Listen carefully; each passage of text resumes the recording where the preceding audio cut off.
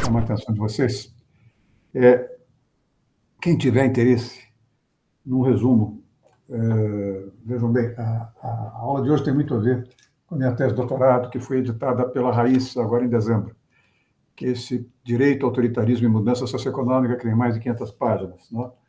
Se vocês quiserem pegar um resumo disso, o resumo que eu digo é uma avaliação do que foi a questão do direito do desenvolvimento no Brasil, eu sugiro que vocês leiam uma aula inaugural que eu dei na pós-graduação, na inauguração da pós-graduação da Fundação Getúlio Vargas em Direito, e saiu publicado no Cadernos Direito GV, Seminário 26, volume 5, número 6, novembro de 2008.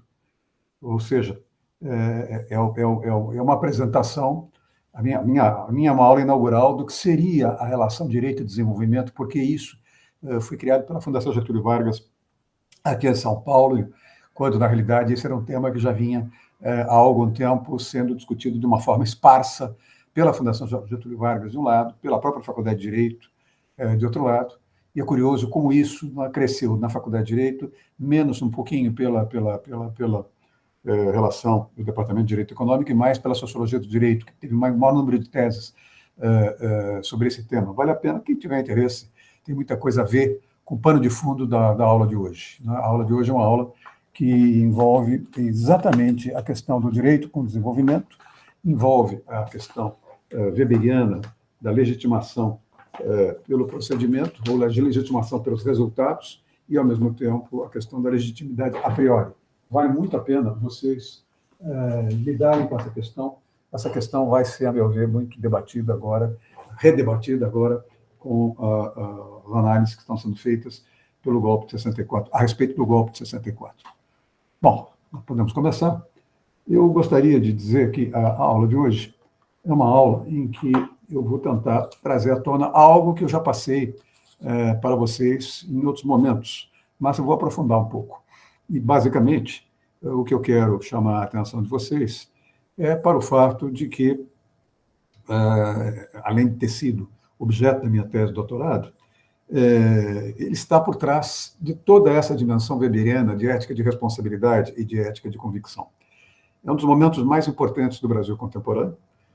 Talvez tenha sido, o segundo Plano Nacional de Desenvolvimento, tenha sido a maior intervenção que o Estado brasileiro fez na economia brasileira, e a ideia era, basicamente, uma ideia muito ambiciosa, o momento mais ambicioso da ditadura militar, um momento dirigido por um presidente com uma formação alemã, que tinha origem alemã, mas uma formação luterana, que trabalhava o tempo todo com a ideia de que os fins justificavam os meios, ou seja, dentro de uma ética de convicção, deixando de lado a ética de responsabilidade, ou seja, trabalhando o tempo todo com uma intervenção brutal no sistema econômico.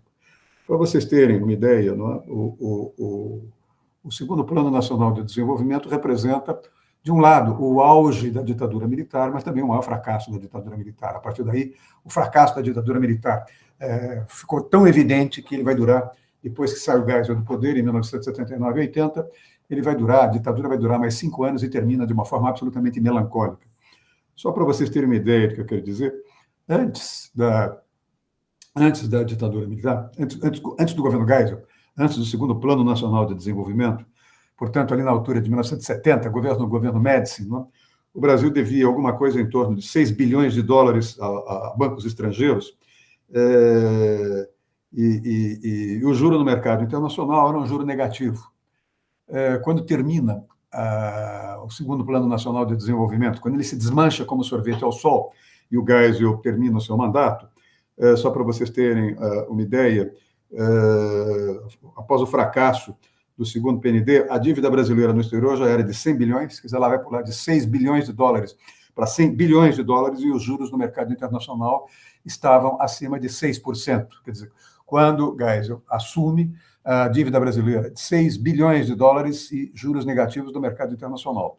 Quando ele entrega o poder, fracassado pelo segundo Plano Nacional de Desenvolvimento, essa dívida já está em algo em torno de 100 bilhões de dólares e, no mercado, a taxa de juros é de 20%. Na média, é de 20%.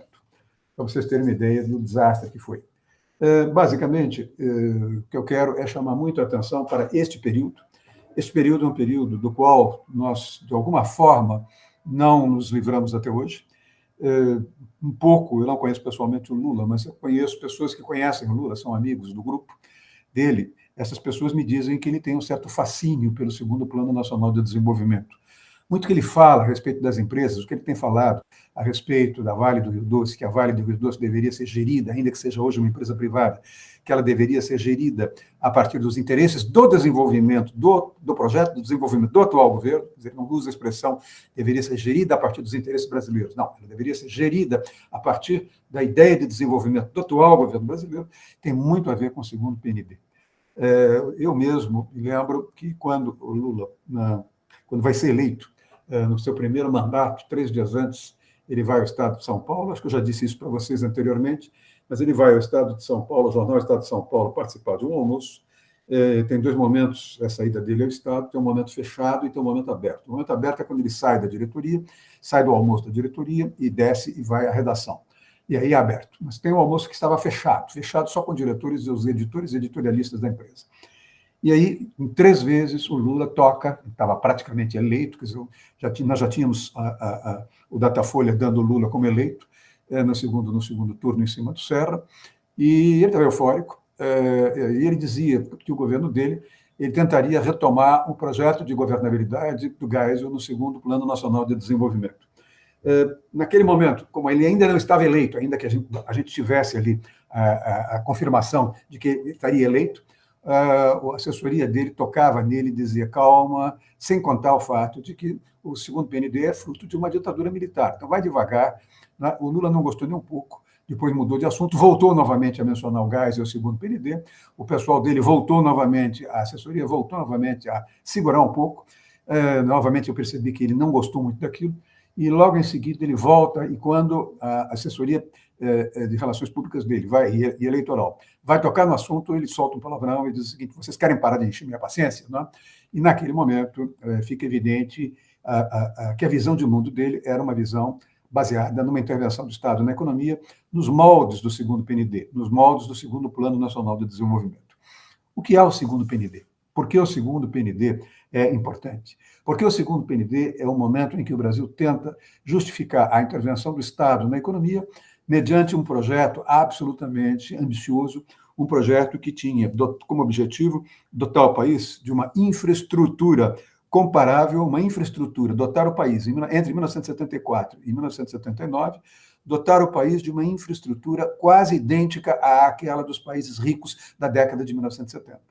Ao mesmo tempo, quer dizer, a ideia era também investir em infraestrutura dentro de uma perspectiva que levasse o país a, vamos dizer, não ter problemas de infraestrutura no seu ritmo acelerado de desenvolvimento econômico até mais ou menos o período de 2000. Ou seja, ali na altura de 1974, o Geisel imaginava, não é, trabalhar com a possibilidade de um projeto de suprir todas as necessidades de infraestrutura, todas as necessidades de logística que o Brasil precisaria até o ano 2000 para, vamos dizer, incorporar-se na economia desenvolvida dentro de uma estratégia de crescer a partir de química pesada, bens de capital, equipamentos pesados, fontes alternativas de energia. Quer dizer, a ideia que o Geisel tinha num determinado momento era um pouco de delírio, no sentido de sanar todos os déficits de infraestrutura, ou seja, investir em portos, investir em aeroportos, investir em rodovias,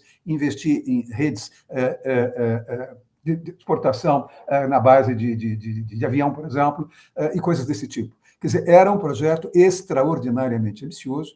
Esse projeto foi feito quando o Geisel originariamente era o presidente da Petrobras. Ele era o presidente da Petrobras ali na altura de 1970 e tinha a assessoria do João Paulo dos Reis Veloso e do Carlos Langoni, Carlos Geraldo Langoni. Ambos vinham da Fundação Getúlio Vargas e foram aqueles dois que redigiram para ele o segundo Plano Nacional de Desenvolvimento, e ele mantinha, antes mesmo de ser presidente, ele mantinha reuniões regulares com esses dois economistas, importantes economistas, ambos falecidos, que fizeram o segundo PND. Né? Qual é a estratégia do segundo PND? O que é que acontece ali com o Geisel? Né? São vários os fatores. O primeiro fator está no fato de que a assessoria econômica do Geisel, antes de chegar à presidência da República, percebeu que havia um certo ritmo de declínio, quer dizer, embora o Brasil viesse crescendo satisfatoriamente nos anos 60, depois da ditadura, a ideia é de que, a percepção era de que ele começava a se esgotar. Aquele modelo de crescimento baseado no setor automobilístico, no eixo automotriz, começava a se esgotar. E começava a se esgotar, ainda que de uma forma lenta, mas trazia uma informação que, de certo modo, preocupou o governo Geisel. Qual era a preocupação? Era o fato de que a taxa de crescimento demográfico não vinha caindo na mesma proporção da queda da taxa de crescimento econômico. O ritmo da taxa de crescimento demográfico era muito alto, embora o ritmo da taxa de crescimento econômico viesse declinando. Portanto, a projeção feita pela equipe econômica do Geisel é que, a médio prazo, isso levaria as novas gerações, quando ingressassem no mercado de trabalho, a não ter mercado de trabalho suficiente para que esse pessoal mais jovem fosse absorvido.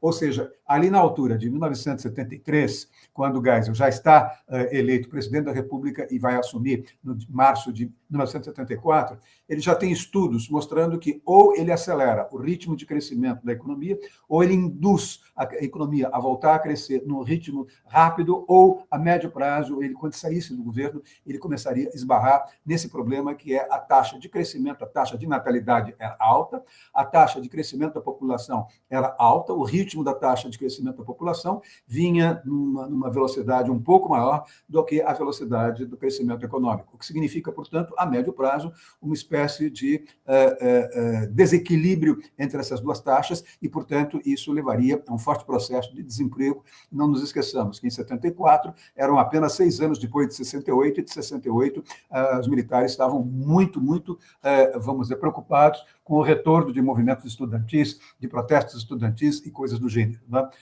Eu me lembro muito da frase do general, do coronel Passarinho, dizendo, olha, falando aqui de São Paulo, o TT não é o Sena e nós vamos intervir de uma forma nem que seja violenta. Não é? E no ato de discussão do ato 5, no dia 13 de dezembro de 1968, tanto o ministro da Fazenda, Delfim Neto, quanto o ministro Jarbas Passarinho, os dois disseram claramente isso. Às favas os escrúpulos democráticos. Quer dizer, vamos agora, finalmente nós vamos ter a possibilidade de editar um ato institucional que dá plenos poderes ao regime revolucionário e, com isso, nós podemos desenvolver o Brasil claramente sem ter a oposição e mesmo o judiciário segurando as nossas iniciativas. E, com isso, nós vamos nos legitimar com o tempo pelos resultados que viermos a oferecer. Isso era algo que já vinha sendo discutido pelo Ministério do Planejamento no governo Castelo Branco, com a figura do ministro Roberto Campos de Oliveira. Não é?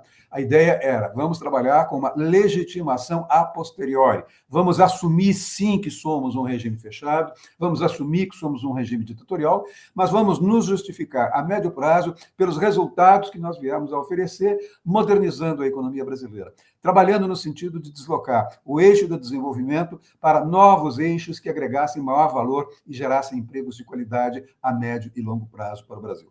Com isso, o que é que nós vamos perceber? Nós vamos perceber que o Brasil ingressa numa nova, vamos dizer, etapa do seu desenvolvimento econômico. Esse desenvolvimento econômico acelerado começa ali na altura dos anos 40, 30, 1937, quando Getúlio dá o golpe e consegue criar um projeto. Esse projeto é um projeto que vem muito influenciado pela missão Morris Cook. Essa missão Morris Cook foi uma missão de economistas americanos que veio para o Brasil. Essa missão veio para o Brasil ali na altura de 1933, 34, 35. Vieram várias missões americanas, mas a mais conhecida de todas elas é a missão liderada pelo economista Morris Cook. E o Morris Cook dizia que o Brasil deveria, não é, acelerar o seu processo de industrialização, com ênfase, não é, no aproveitamento dos recursos naturais. E Getúlio vai, de alguma forma, trabalhar, né, adotando as diretrizes da missão Cook. A missão Cook era uma missão que veio dentro da lógica de desenvolver a América Latina nos anos de 1930 e fazendo com que houvesse uma espécie de profissionalização das ideias de gestão econômica, de formulação de projetos de desenvolvimento com médio e longo prazo. Não apenas o Brasil se preocupasse com as taxas de crescimento econômico, mas se preocupasse com a qualidade desse crescimento econômico. E a qualidade desse crescimento econômico deveria estar atrelada a um projeto de médio e longo prazo de desenvolvimento, de planejamento. Então, com essa ideia, não é, da missão Cook, enfatizar a industrialização brasileira com o melhor caminho para o aproveitamento dos recursos naturais, o que vocês vão ter ali, basicamente nos anos de 1940, é a criação, em 1934, do Conselho Federal de Comércio Exterior, em 1937, da Carteira de Crédito Agrícola e Industrial do Banco do Brasil, em 1942, a criação da Comissão de Controle e Abastecimento, em 1944, a criação do Conselho Nacional de Política Industrial e Comercial e, em 1945, a criação do Conselho de Planejamento Econômico. Quer dizer, vocês vão perceber que entre 1934 e 1945, nesses 10 anos, nesses 11 anos, Getúlio vem dentro de uma lógica de aparelhar o poder, de reestruturar a máquina federal para que ela viesse formular um projeto de crescimento de um Brasil desenvolvido, um Brasil que se desenvolvesse pelo setor industrial, que desse o passo de sair de uma economia dependente da, vamos dizer, exportação de produtos primários para a industrialização induzida pelo Estado, para a industrialização induzida por um projeto de poder. Então, com isso, ele no primeiro momento, com as assessorias das missões americanas, o governo Getúlio, notadamente depois de 1937, começa isso antes, vai criar o DASP antes, mas ele começa, num determinado momento, a aparelhar o Estado, a modernizar o Estado, para que ele fosse capaz de formular, implementar e executar um projeto de desenvolvimento industrial pensado em termos de médio e longo prazo. Com isso, então, ele vai criar, como eu disse, em 1934, o Conselho Federal de Comércio Exterior, em 1937, a Carteira de Crédito Agrícola e Industrial do Banco do Brasil, em 1942, a Comissão de Controle e Abastecimento, em 1944, o Conselho Nacional de Política Industrial e Comercial e, em 1945, o Conselho de Planejamento Econômico. Quando nós fazemos uma avaliação do que foi o governo Geisel, muitos anos depois, nós vamos perceber que ele segue mais ou menos o mesmo roteiro. Ou seja, nós vamos perceber que há uma forte presença do Estado na economia brasileira, no governo Geisel, e há uma forte presença do Estado na economia brasileira por meio da administração indireta, por meio de, não de autarquias, mas por meio da criação de sociedades de economia mista ou de empresas públicas. Quer dizer, Geisel vai, de certo modo, fazendo com que haja um forte processo de expansão da máquina pública a partir da administração indireta, a partir de empresas especialmente criadas dentro de uma lógica de fazer com que nós pudéssemos ter um tripé capaz de conduzir o desenvolvimento industrial brasileiro. Esse tripé era fortemente baseado, primeiro, nas empresas públicas, criando as condições para que o Brasil permitisse que as empresas privadas brasileiras crescessem e, ao mesmo tempo, trazer também tecnologia que viesse de fora e essa tecnologia viesse importada. O Brasil não tinha dinheiro para importar essa tecnologia, portanto, o Brasil trabalhava com a ideia de um mercado fechado. Quer dizer, eu vou atrair uma tecnologia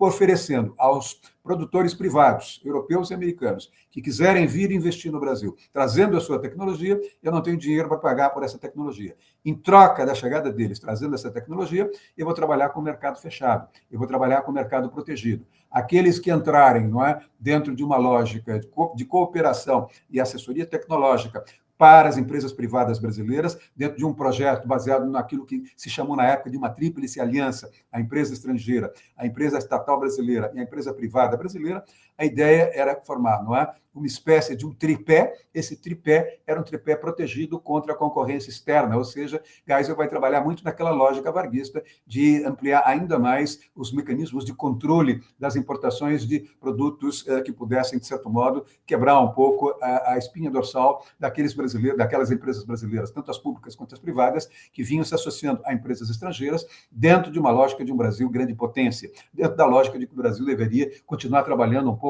com aquela perspectiva de 50 anos em 5, que era a lógica do Juscelino. Geisel tinha um pouco essa dimensão, quer acelerar o ritmo de crescimento econômico. Né? Então, ele vai seguir um pouco esse modelo varguista. Né? No fundo, ele fazia uma avaliação positiva do modelo varguista e dizia que o problema do modelo varguista era recuperar suas taxas de crescimento econômico com um ritmo mais veloz. Mas, para isso, o Brasil precisava o quê? Deslocar o eixo do seu desenvolvimento para novas áreas. Um pouco do que Geisel falava era no sentido de que nós crescemos muito com o setor automotriz, mas agora nós precisamos agregar mais tecnologia, nós precisamos agregar mais tecnologia para a estrutura econômica brasileira, e isso exigirá que a gente defina um novo eixo, não é? E isso decidirá, isso vai exigir que nós tenhamos a necessidade de definir um novo eixo. Vejam o que vai acontecer do ponto de vista do governo Juscelino e comparem um pouco o que vai acontecer com o governo Geisel. O governo Geisel se inspira muito no governo de Juscelino, no governo varguista. Não é? Não nos esqueçamos que Vargas é um daqueles que vem com a Revolução de 30, lá atrás, quando eram simples-tenente, né? Ele e o irmão Orlando eram homens que tinham uma visão do Brasil grande potência, eram homens que tinham a visão de uma intervenção do Estado na economia. O próprio Geisel chegou a ser secretário da Fazenda na Paraíba, nomeado pelo próprio Vargas. Não é? Então, o que eu quero dizer, em outras palavras, é que vocês vão perceber que há uma tentativa do governo Vargas, lá atrás, de fazer uma reforma do Estado. Essa reforma leva, como eu mencionei a vocês, em 1934, à criação do Conselho Federal de Comércio Exterior, em 1937, a Carteira de Crédito Agrícola e Industrial do Banco do Brasil, em 1942, a Comissão de Controle e Abastecimento, em 1944, o Conselho Nacional de Política Industrial e Comercial, e em 1945, o Conselho de Planejamento Econômico. Quais foram os instrumentos que lá atrás Getúlio utilizou? Em 1941, ele vai criar a Companhia Siderúrgica Nacional, vai criar a Companhia Nacional de Navegação Costeira, vai criar a Companhia Vale do Rio Doce. Em 1942, ele vai criar a Fábrica Nacional de Motores. Em 1952, vai criar a Companhia Nacional de Álcoolis. E no período democrático, entre 1951 e 53, ele vai criar o Banco Nacional de Desenvolvimento Econômico, que Geisel vai acrescentar uma função social, e aí o BNDE vai ficar BNDES, né? Mas vejam, Geisel vai mais uma vez utilizar uma das ferramentas que foi criada pelo Getúlio para acelerar o desenvolvimento econômico brasileiro. Ele vai reestruturar o antigo BNDE, vai criar o BNDES a partir do BNDE, ele vai criar linhas de financiamento, notadamente para discutir questões de conurbação, notadamente para discutir uma tentativa de descentralizar a industrialização brasileira do eixo da Dutra. Nós vamos ver isso daqui a pouco. Não é? Então, com isso, o que vocês têm aí? Vocês têm, de um lado, a ação estatal. Quer dizer, a reforma do Estado, a criação de agências, a criação de conselhos, a criação de comissões capazes de pensar o planejamento. E, ao mesmo tempo, instrumentos para poder fazer esse tipo de desenvolvimento. Não é? E, nesses instrumentos, o que é que nós vamos perceber? Nós vamos perceber claramente que o Brasil ali entra num capitalismo de Estado, ali na gestão varguista, entra num capitalismo tardio, entra num capitalismo induzido de cima para baixo pelo Estado, um capitalismo de viés corporativo, neocorporativo, um capitalismo dirigido pelo Estado, um capitalismo trabalhado o tempo todo, permanentemente, sob a forma de um projeto de poder desenvolvido por tecnocratas da Fundação Getúlio Vargas, fiéis a 64, que tinham trabalhado com Otávio Gouveia de Bulhões, que era vinculado à Fundação Getúlio Vargas, e, ao mesmo tempo, a Escola Superior de Guerra, que foi criada em 1949, depois que Castelo Branco e a equipe do Geisel não pôde combater na Segunda Guerra Mundial, porque ele era um militar, ele e Orlando, o irmão dele, eram militares de origem alemã, e, portanto, eles não poderiam combater alemães, eles ficaram no Brasil. Mas o Castelo foi, e o Castelo era o grande líder deste grupo ao qual o Geisel pertenceu, inclusive tendo sido chefe da Casa Militar do próprio Castelo Branco em 1964 a 1966. Mas o que eu quero dizer é que este é o modelo varguista que, de certo modo, é replicado, ele é reformado, ele é ampliado, ele é modernizado pelo governo Geisel, dentro da lógica, dentro dessa ética chamada ética de convicção. Os militares têm uma ética de convicção, e essa ética de convicção é aquela ética com base na qual nós vamos tendo os militares sendo criando o que eles chamam de valores nacionais, o espírito nacional, o que o Brasil tem de melhor, a ideia de que quem não está de acordo com o governo que saia, Brasil ame ou deixe, e coisas desse tipo. Não é? Deixa só um minuto aqui, uma coisa que eu gostaria de chamar a atenção de vocês, que eu não sei onde eu botei, porque... Bom, eu não sei onde eu botei, mas o que eu gostaria de chamar a atenção de vocês era exatamente para essa questão. Não é? A questão do capitalismo tardio a partir de valores militares. Não é? Portanto, Geisel procura trazer para o que ele chama de regime militar uma função que seria a função de industrializar o Brasil, e dentro de uma liderança que era uma liderança sustentada nos valores militares. Os militares comandam, a nação obedece. Os generais comandam, os demais oficiais obedecem. E, num certo sentido, ele tenta trazer para dentro do governo dele a tecnocracia. Não é? A tecnocracia dentro de um projeto de poder. Não é? Já no governo anterior a ele, o governo Médici, o que vocês tinham ali foi uma tentativa. Médici era uma figura muito mais fraca do que o Geisel, e Médici procurou, de certo modo, trabalhar com um projeto de Brasil grande potência, dentro de uma visão militar de controlar a Amazônia. Daí, então, o que vocês tiveram, a tentativa de criar a rodovia transamazônica para garantir a soberania brasileira, e ele foi trabalhando com o que a gente chamava de híbridos, não é? Militares que tinham saído do Exército e se tornado políticos, não é? Então, era o caso do próprio Passarinho, era o caso do Costa Cavalcante, general Costa Cavalcante, e coisas desse tipo. O Geisel trabalhou o tempo todo numa aliança com a universidade, uma aliança técnico-burocrática, não é? E, a partir daí, vocês têm, portanto, o quê? Vocês têm o deslocamento da sociedade dos anos 40 até o governo Geisel, o deslocamento de uma sociedade agrária para uma sociedade urbana industrial de massas, um processo de industrialização acelerado, e isso tudo com reformas de base dentro de uma estratégia de modernização e dentro de uma estratégia de independência econômica, ou seja, o Brasil queria, com Geisel, o Brasil queria sair de uma dependência fortemente tradicional americana e caminhar para uma linha cada vez mais independente. Tanto que as relações Brasil-Estados Unidos sempre foram muito difíceis no governo Geisel. Geisel procurou, com a assessoria do Antônio Silveirinho, ministro das Relações Exteriores, Antônio Silveira, trabalhar o tempo todo em abrir novas relações com a Europa, abrir relações com a África, não é? E, com isso, buscar novos parceiros econômicos, não ficando na dependência da, vamos dizer, economia americana. Daí, então, a tendência dele de buscar nova tecnologia nuclear para Angra dos Reis com tecnologia alemã, daí a tentativa dele de fazer uma série de acordos com a Europa e coisas do gênero. Não é? Nesse sentido, o que é que nós vamos ver? O que nós vamos ver é que Geisel tem uma percepção, primeiro, de que, tendo sido presidente da Petrobras, ele vai perceber que, num determinado momento, pode haver uma oscilação no mercado do petróleo em função da crise, em função daquele projeto que eu já mencionei em aulas anteriores a vocês, que os países árabes fizeram ali na altura dos anos 70. Na altura dos anos 70, os países árabes mandaram, sheikhs dos países árabes mandaram seus filhos estudarem em Oxford e Cambridge, e quando eles voltam com o título de PhD, eles descobrem uma coisa que hoje é elementar, mas que vai ser responsável pela crise do petróleo e pelo desmonte do modelo de capitalismo organizado pós-Segunda Guerra Mundial. Fundamentalmente, o capitalismo da pós-Segunda Guerra Mundial era baseado no setor automotriz. O setor automotriz era um setor que era inclusivo em matéria de emprego, quer dizer, ele trabalhava no sentido de gerar emprego para absorver aquela mão de obra ociosa que tinha lutado na Segunda Guerra e tinha voltado aos países de origem e não tinha uma formação universitária. Portanto, expandir no setor automotriz era ter um pouco a ideia de incorporar essas novas gerações no mercado de produção automobilística, não no mercado de mobilidade urbana.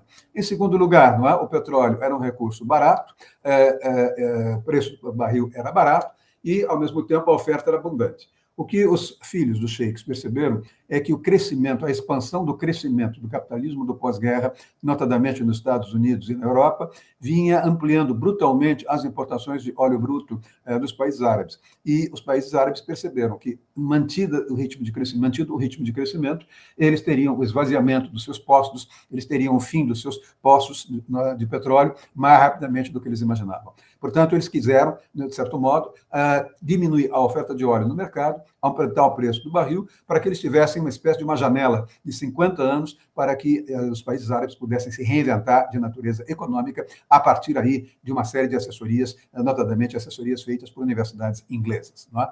Notadamente, isso vai gerar a crise do petróleo, e isto foi, de certo modo, intuído pelo Geisel, mas não percebido bem. Ele foi um presidente da Petrobras que subestimou, num determinado momento, o alcance. Ele sabia que viria algum tumulto nessa área, né, de oferta de óleo diminuir, aumentar o preço do barril, mas nunca imaginou que isso chegaria a uma situação em que, quando ele assume, o preço do barril é $1,50, e quando ele entrega ao governo, em 1979, 80, o preço do barril é de $36.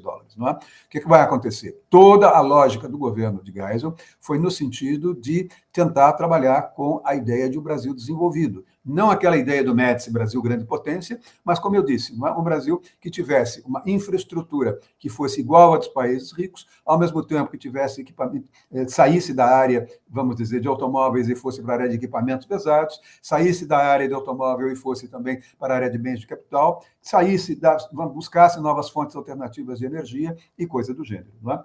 O que é que nós vamos perceber? nós vamos perceber que, a partir daí, Geisel vai tentar deslocar o eixo do crescimento econômico do setor automotriz para o setor petroquímico.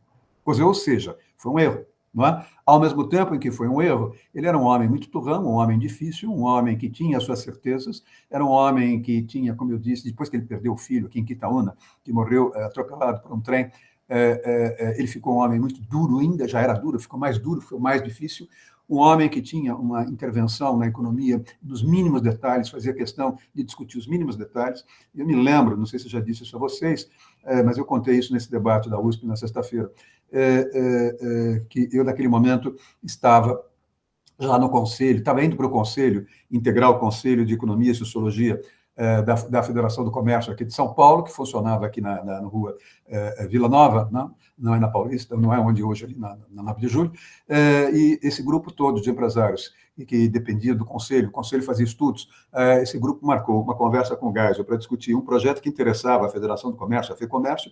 O Geisel os recebeu, pediu muitas desculpas, porque deu um chá de espera de 20 minutos, e disse o seguinte: olha, eu estou aqui revendo o aumento da praça, o aumento do preço da tarifa de táxi da Praça de Curitiba. Eu não confio muito na minha assessoria aqui no Planalto. Portanto, nesse momento eu estou. Ele estava com uma máquina, aquelas antigas máquinas, me falta o nome dela, de calcular, tinha uma manivela aqui, ele estava com uma daquelas máquinas refazendo os cálculos do aumento da tarifa de preço da Praça de Curitiba. Quer dizer, era o presidente da República, que tinha como projeto reindustrializar o Brasil e caminhar na linha de colocar o Brasil no país, como um país entre os países desenvolvidos. Ele perdia tempo refazendo a análise, refazendo os cálculos do aumento da tarifa de táxi na Praça de Curitiba.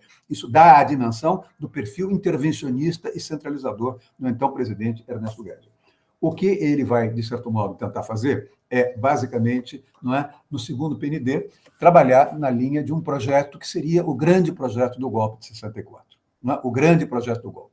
Se nós olharmos bem, o golpe vai ter um presidente como Castelo, que vai criar o plano de ação estratégica do governo, que é um plano que, curiosamente, foi feito por duas figuras liberais. Roberto Campos, que era um liberal, e Otávio Gouveia de Bulhões, que era um liberal.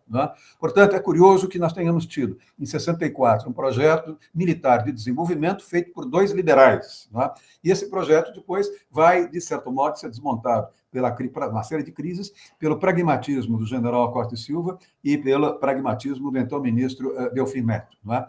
Todo mundo sabe que o general Costa e Silva pode ter sido um brilhante aluno nas academias militares, mas era um homem que, do ponto de vista de refinamento intelectual, não tinha nenhum. Era um homem que, no fundo, gostava de jogo, gostava de ser aliciado, e era um homem que, de certo modo, não tinha condições de liderar um regime que o Castelo havia deixado. Tanto que o Castelo dizia, todo mundo diz que eu sou um homem que não tem pescoço, mas eu vou, infelizmente, deixar o governo para um homem que não tem cabeça. E ele temia muito que Costa e Silva perdesse o controle da situação e, ao mesmo tempo, ele não confiava, o grupo castelista jamais confiou no excesso de pragmatismo, no excesso de maquiavelismo do ministro Delfim Neto.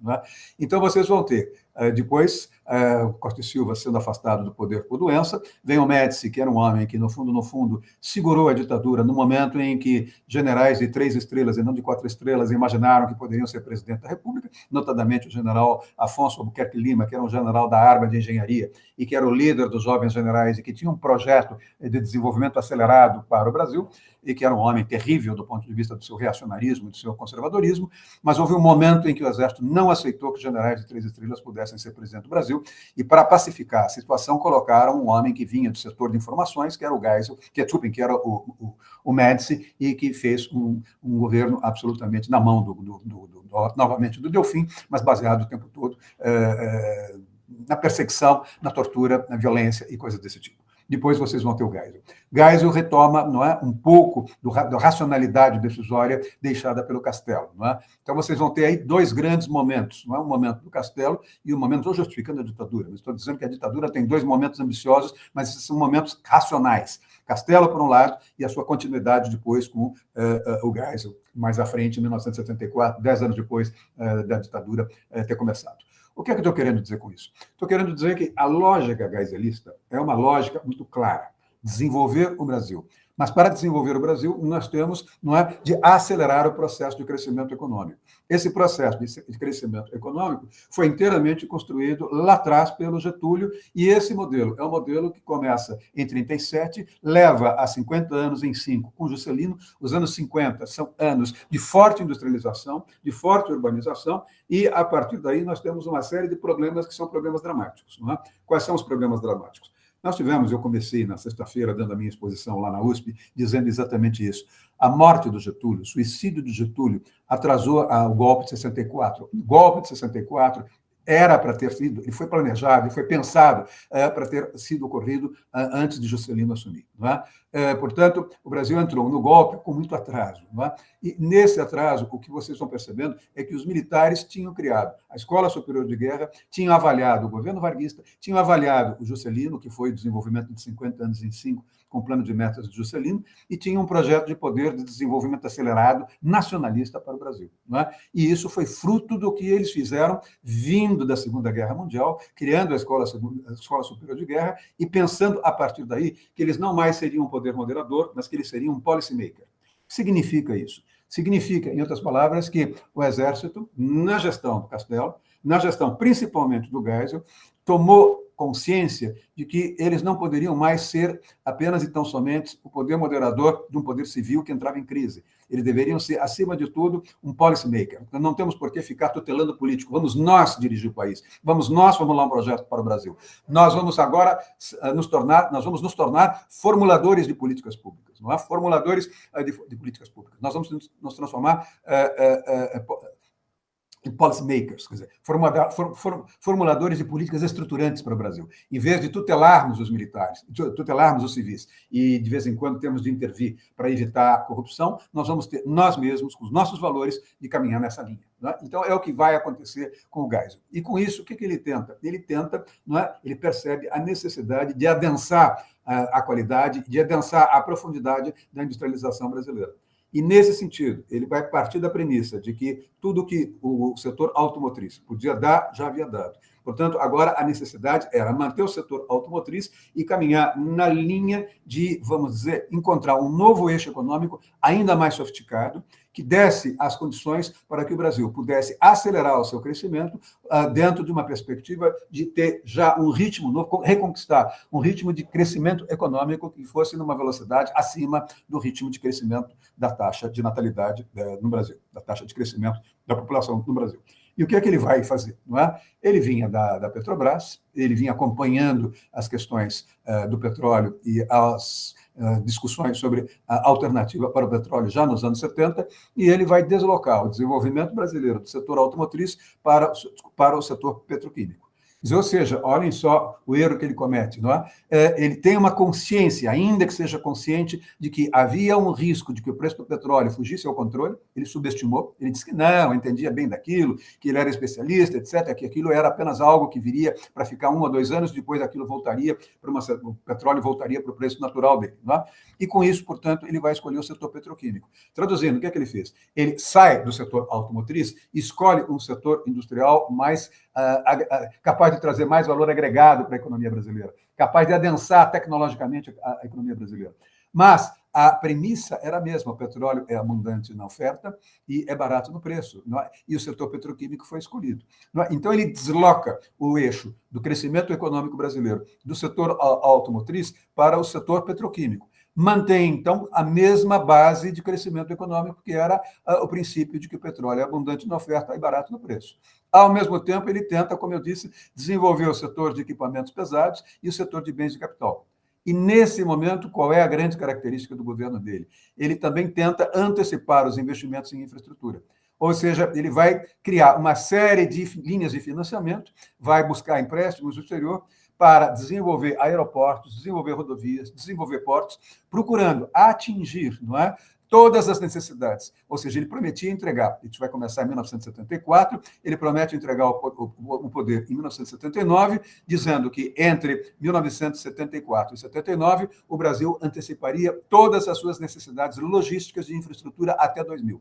Quer dizer, ou seja, era um delírio absoluto. Quer dizer, ele tentou antecipar, em 1974, o que o Brasil precisaria de infraestrutura 26 anos depois, mais à frente. Não é? Então, vejam, eram metas extraordinariamente ambiciosas. Eram metas extraordinariamente ambiciosas. Sair do setor automotriz, deixa o setor automotriz, bonitinho, mas caminhar na linha de um setor novo, que agregasse mais valor para a economia brasileira, que fosse o setor petroquímico, independentemente das oscilações do mercado de petróleo lá fora.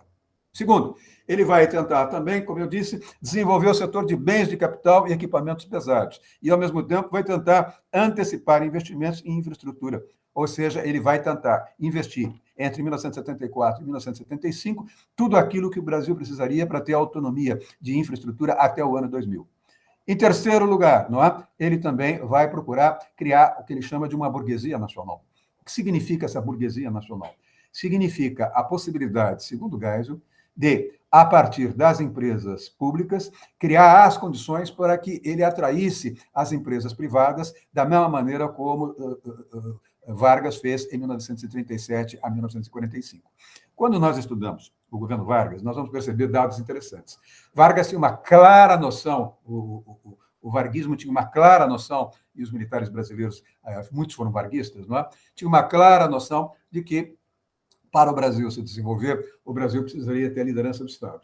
E para que o Brasil tivesse a possibilidade de se desenvolver industrialmente, era importante que o Brasil atraísse, não é, algumas empresas e desse a essas empresas monopólio de atuação, em troca, elas trariam tecnologia.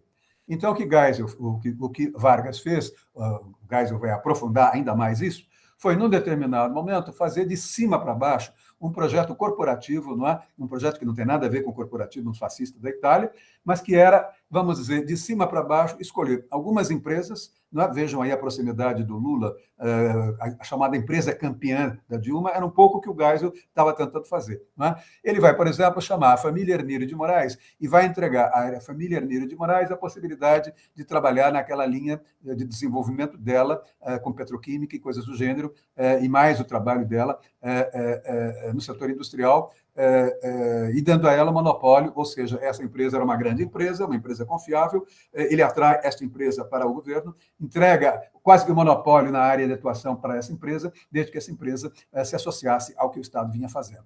Vai chamar a família Klabin e vai entregar a produção de papel e celulose. Vargas vai entregar a área de papel e celulose para a indústria Klabin de papel e celulose, que hoje, até hoje é a indústria líder nesta área no Brasil. Depois ele vai trazer a possibilidade de algumas famílias judaicas se reunirem aqui em São Paulo e vai criar as condições para que elas consigam produzir autopeças. Então, vocês vão ter o Mindlin aparecendo aqui no Brasil, né?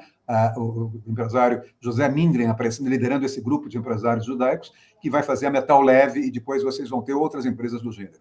E Geisel vai fazer a mesma coisa, ele vai buscar, não é, na Bardella, no Cláudio Bardella, ele vai buscar uma aliança para fazer equipamentos pesados, quer dizer, ela é uma empresa privada, ele promete comprar a produção dessa indústria, ele promete abrir linhas de financiamento para essa indústria, ele vai buscar uma relação semelhante com a Cobrasma da família Vidigal, da família do Luiz Eulália Vidigal, que foi o filho foi presidente da Fiesp, o pai foi diretor do Lago São Francisco, e vai trazer aí a possibilidade de fazer vagões de metrô, vagões de trens e coisas desse tipo. E ele vai buscando, né, com a Atlas, né, com a família Vilares, novas possibilidades de tecnologia na área de aços e coisas do gênero, o que descaracteriza a Vilares, que até então era uma empresa de elevadores, e passa a ser uma empresa que vai trabalhar com tecnologia de aço fino e coisas desse tipo. Ou seja, era a ideia de você fazer uma espécie de uma tríplice aliança. Essa tríplice aliança era uma aliança entre o capital estrangeiro, quer dizer, que trazia tecnologia, em troca ficava com o mercado protegido aqui, ao mesmo tempo a empresa brasileira privada, que também era induzida a ser monopolista, e desde que ela desse resultado, o governo Geisel se comprometia a comprar a sua produção e abrir mais linhas de crédito, e naquilo que o Brasil não tinha condições de fazer por meio da iniciativa privada ou por meio da iniciativa de multinacionais, ele que foi criando, Vargas, depois o Geisel foi ampliando brutalmente o número de empresas estatais brasileiras. Não é? Com isso, não é? vocês têm aí um novo modelo de crescimento. O modelo não é muito diferente do modelo de Vargas, mas é um Vargas com um adornamento, é um Vargas, vamos dizer, melhorado pelo Geisel, é uma mentalidade de, como eu disse, de criar, reformando o Estado, criando, ao mesmo tempo, uma administração pública indireta, atraindo o que o Brasil tinha na iniciativa privada de setores estratégicos e, ao mesmo tempo, atraindo empresas que quisessem vir para o Brasil. O Brasil não tinha condições de pagar a tecnologia dessas empresas e a única maneira de atrair essas empresas é fazer com que elas ficassem sozinhas no mercado, não tendo concorrência. E, com isso, ao mesmo tempo, ele também começou a tentar, dentro de um projeto de grande potência, a mexer em outras áreas. Uma das áreas que ele vai tentar trabalhar é mudar os setores beneficiados por incentivos fiscais.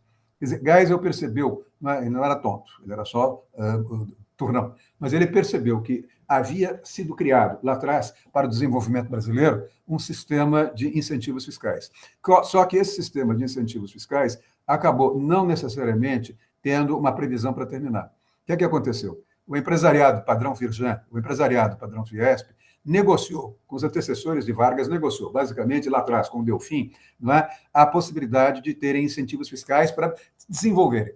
Só que isso ficou na base de uma concessão de incentivos fiscais sem tempo para acabar. E, ao mesmo tempo, com o mercado externo impedido de entrar aqui. É tudo o que a Fiesp queria. Não é? Ela, num determinado momento, fica com o mercado cativo. Ela não cumpre o que ela havia prometido, que era desenvolver tecnologia. Aquelas empresas da Fiesp ficam sem concorrência aqui, vão produzindo seus velhos produtos sem nenhuma inovação tecnológica, vão ficando sem concorrência, e com isso nós vamos tendo o quê? Nós vamos tendo uma espécie de uma indústria de segunda categoria que vai surgindo aqui no Brasil, e não aquela indústria de primeira categoria que é a que o Geisel tinha em mente. Não é? Então, que ele começa a perceber isto, e ele tenta, então, mexer nessa estrutura de incentivos fiscais. Qual é o problema de se mexer numa estrutura de incentivos fiscais? Essa estrutura de incentivos fiscais favorecia, basicamente, o eixo da Dutra, ou seja, a Firjan e tudo aquilo que vai se formando na Dutra, não é? A Firjan de um lado, no Rio de Janeiro, e a Fiesp aqui em São Paulo. Quando o Geisel ameaça mexer nos incentivos fiscais, é evidente que os beneficiários do Sul e Sudeste dos benefícios fiscais entraram em crise e começaram a pressionar o governo, não é? E, ao mesmo tempo, o Geisel vai deslocando, sim, os incentivos fiscais para o Norte e para o Nordeste. Vai tirando os incentivos fiscais da região Sul e Sudeste e vai colocando no Norte e Nordeste. Qual é o problema? O problema é que, naquele tempo, você já tinha uma liderança, uma jovem liderança empresarial saindo aqui, tentando tomar, vamos dizer, fazer alguma parceria com o projeto desse crescimento econômico acelerado. Esse projeto era liderado pelo Cláudio Bardella, que morreu há pouco tempo, era liderado pelo Vidigal, Luiz Eulálio Bueno Vidigal Filho, era liderado por uma série de Paulo Velhinho, era liderado por uma série de empresários naquela faixa etária de 30, 40 anos de idade, né? E isso tudo vai fazendo com que vocês tenham o quê? Vocês tenham uma percepção desse pessoal que o Geisel está, de certo modo, levando ao desenvolvimento, tentando interiorizar o desenvolvimento para resolver o problema da conurbação. Ele tinha uma certa preocupação com o excesso de conurbação na região da Dutra. Ele tinha medo que aquilo explodisse, de certo modo, o Brasil ficasse altamente desequilibrado. O que é que nós vamos começar a perceber? Nós vamos começar a perceber, portanto, que ele leva para Pernambuco, ele leva para a Bahia, ele leva para o Rio Grande do Norte, ele leva os incentivos fiscais e retira os incentivos fiscais da região Sul e da região Sudeste. Qual é o problema? O problema é que os incentivos aqui em São Paulo eram para grandes empresários brasileiros, mas grandes empresas. E os novos beneficiários desses benefícios fiscais eram fabricantes de tubaína em Sergipe, eram donos de lojas de sapataria em Pernambuco ou no Rio Grande do Norte. Quer dizer, era um empresariado muito mais fraco, que demoraria muito tempo para responder com o desenvolvimento econômico os benefícios fiscais que estavam vamos dizer, sendo transferidos do Sul e do Sudeste. Ao mesmo tempo, aquele empresariado que perdeu os subsídios, que perdeu os incentivos, foi para a oposição. Não é? É nesse momento que vocês têm ali um grave problema. Esse problema é a eleição de 1974, em que muitos empresários apoiaram o MDB. Foi quando o MDB teve uma vitória extraordinária em cima do Geisel, mas uma vitória arrasadora em cima do Geisel. Não é? Tanto que a vitória foi tão arrasadora que os próprios militares perceberam que, se houvesse mais uma eleição em 78, com as mesmas regras de 74, o MDB chegaria à presidência da República, elegeria o sucessor do Geisel dentro das regras da própria ditadura. Dentro das regras da própria ditadura. E é por isso que Geisel, para evitar que isso acontecesse, vai se desgastar politicamente, criando o senador biônico, fechando o Congresso, aproveitando a derrubada da reforma do Judiciário para tomar uma série de medidas, não é? E com isso ele vai se desgastando politicamente, ao mesmo tempo em que ele tem uma economia que vai sendo obrigada a sofrer uma série de transformações por causa da crise do petróleo, em que o petróleo vai subindo de $1,50 para 3, de 3 para 6, de 6 para 12, de 12 para 18, até chegar em 34, $36, o que vai levando o projeto do segundo Plano Nacional de Desenvolvimento, que é o mais ambicioso que o Brasil teve até hoje, a entrar num processo de total diluição, não é? Ele vai entrando num processo de total diluição. Ele vai entrando num processo tão grande de total diluição que, num determinado momento, o governo Geisel racha, não é? O ministro Mário Henrique Simonsen, que tinha uma formação macroeconômica, percebe que todo aquele projeto foi construído em cima de uma premissa que não se verificou, não se foi confirmada, não é? O preço do petróleo seria sempre barato e o petróleo seria abundante na oferta e o Brasil teria a possibilidade de deslocar o seu crescimento para o setor petroquímico. E, de certo modo, o pessoal do Geisel, notadamente a técnico-burocracia do Geisel, liderada pelo João Paulo dos Reis Veloso e liderada pelo presidente do Banco Central, o que eu já mencionei, já mencionei o nome dele, esqueci agora. Bom, não importa. O que eu quero dizer é que, nesse momento, o governo começa a ter uma cisão. Nesse momento, o governo começa a ter uma cisão. Há uma velha frase atribuída ao Mário Henrique Simonsen, dizendo o seguinte, se ele havia lido o segundo PND, e ele disse, eu não leio obras de ficção. Não é? Ele é fruto de uma ficção. Quer dizer, ele, naquele momento, o ministro da Fazenda do Geisel disse, esse projeto de desenvolvimento liderado pelo Ministério do Planejamento é absolutamente irrealista para a sociedade brasileira. Não é? A frase dele foi uma frase que quase custou a demissão dele. Não é?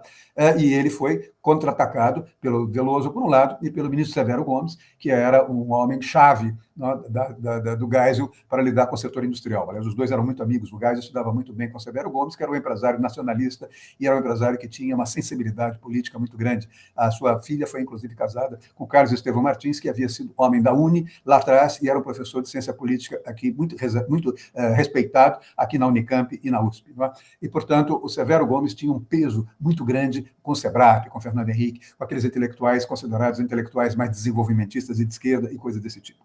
Então, o que eu estou querendo dizer é que, nesse momento, nós vamos ter aí uma situação complicada. Não é? Qual é a situação complicada? O próprio governo vai se rachando, há um momento em que eu deveria ter trazido, estava aqui, mas, enfim, há um momento em que houve também uma segunda corrosiva crítica feita ao segundo BND. Foi quando um professor aqui de São Paulo, da USP, escreveu um artigo, quase foi preso pelo artigo, dizendo o seguinte, o que mancha mais a minha reputação como economista? Ler Meu Pé de Laranja Lima, que ninguém levava a sério esse livro naquela época, ou ler o segundo PND? Né? Ele dizia, o segundo PND, ninguém mais está levando a sério o segundo PND. Sorvete ao sol. Mais uma vez vem a expressão sorvete ao sol. E não bastasse isso, havia um terceiro, ou quarto, ou quinto problema, além da crise do petróleo, além da ruptura da unidade do governo e coisas desse tipo. Era como financiar o segundo PND. Quer dizer, o Brasil tinha um projeto de desenvolvimento muito sofisticado, um projeto muito ambicioso. O Brasil havia tentado, o Geisel havia tentado reestruturar a máquina administrativa brasileira, conseguiu, criou uma sem número de empresas públicas, mas na hora de começar a operar isso, como é que ele poderia operar, não é? Se não tinha fonte de financiamento? Não é? Então, qual é o problema que ele criou, que ele teve? Não é? Ele começou a perceber que o Brasil não tinha a menor condição de financiar o segundo PND, a não ser se ele ampliasse as suas exportações. Ele teria de buscar recursos no exterior. Qual é o problema para o Brasil buscar recursos no exterior? O problema é que a economia brasileira, quando se industrializa com Vargas, ela se industrializa de dentro para dentro. Ou seja, ela nunca se abre, não é? Ela sempre é uma economia protegida. Ela sempre foi uma economia protegida. Se vocês olharem a indústria automobilística trazida por Getúlio, era uma indústria automobilística que vinha, primeiro, eram empresas europeias com tecnologia superada. Os Estados Unidos, depois da Segunda Guerra Mundial, jogaram Ford, Chrysler e GM na Europa, produzindo automóveis com tecnologia muito sofisticada. Coube ao Brasil pegar aqueles restos daquelas empresas alemãs e italianas e trazê-las para o Brasil. Em troca, o Brasil fechava o mercado para que elas pudessem vender seus automóveis aqui para o Brasil sem concorrência externa e ao preço que elas quisessem. Não é? Então, o que é que vai acontecer? O que vai acontecer é que esse modelo não dava certo. Qual foi a alternativa de ganho? A alternativa foi, nós temos de agregar valor à economia brasileira. Nós temos de ampliar a nossa pauta de exportações. Com a pauta de exportações ampliada, eu vou ter, num determinado momento, condições de fazer empréstimos. Vocês viram que eu comecei a aula dizendo que o Brasil sai de 6 bilhões de dívida externa e vai para 100 bilhões. Não é? Isso é Geisel na veia. Não é? A ideia era a ideia no sentido de ampliar as, vamos dizer, exportações brasileiras dentro de uma estratégia para poder negociar com os bancos a chegada de mais dinheiro para o Brasil.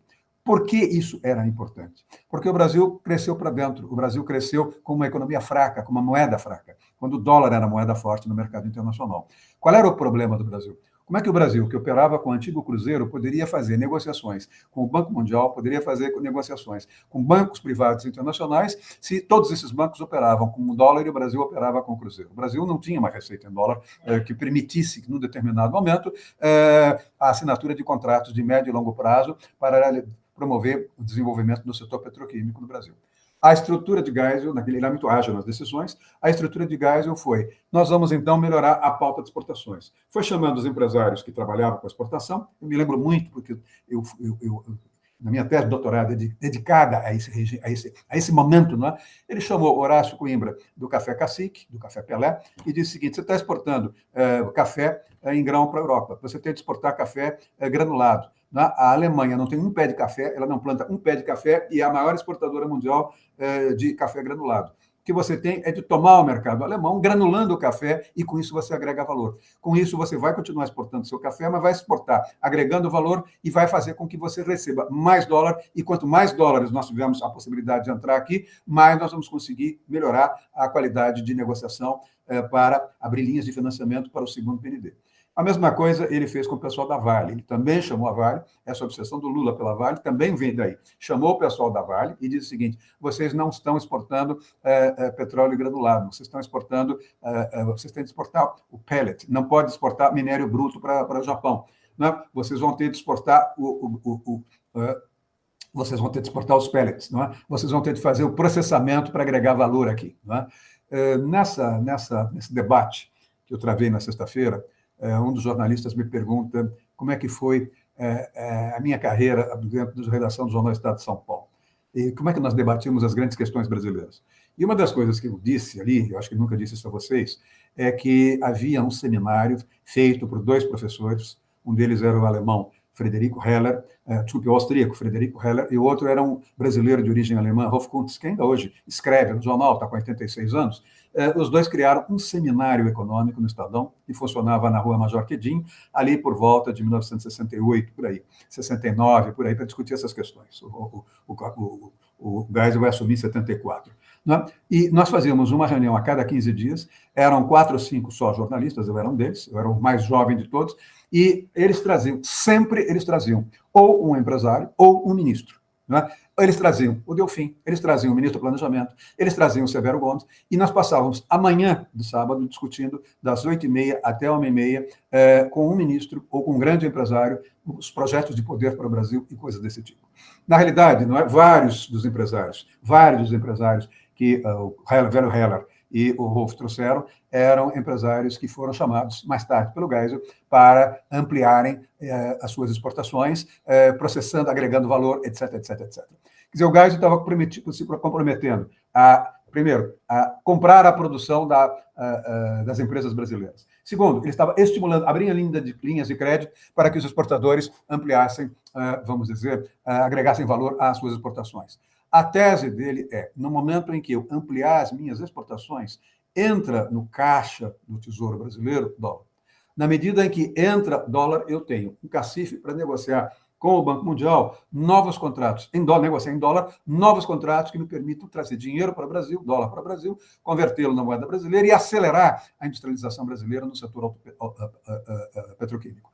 E foi exatamente isso que ele foi fazendo.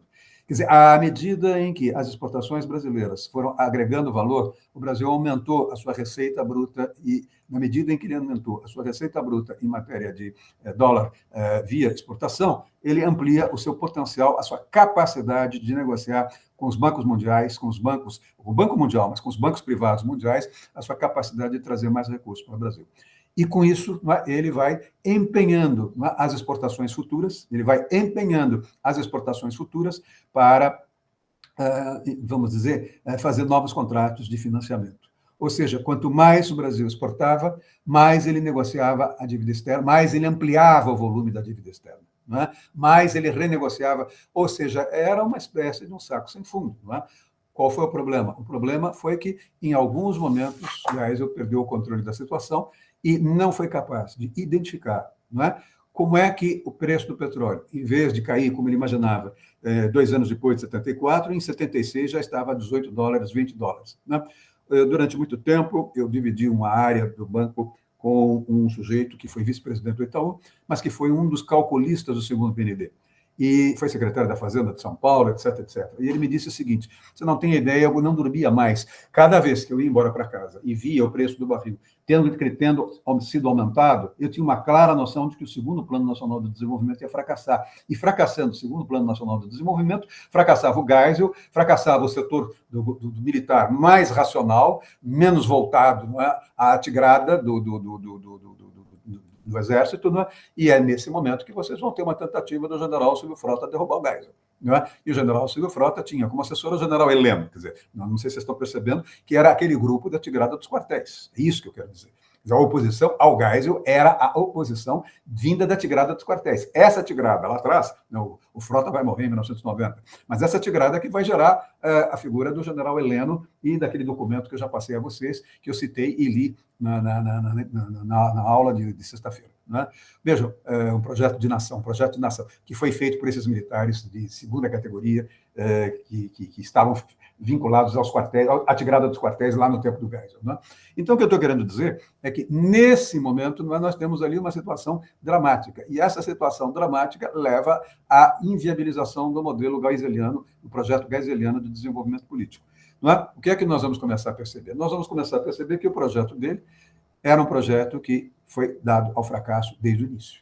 Na medida em que ele se baseava no valor do petróleo, preço do barril, $1,50, e ele escolhia, ele mantinha o petróleo como a base de um projeto de desenvolvimento, já tínhamos o setor automotriz, e agora nós teríamos também o setor petroquímico, quer dizer, ele ampliava a aposta na energia do petróleo. Ele ampliava a aposta, e ele perdeu.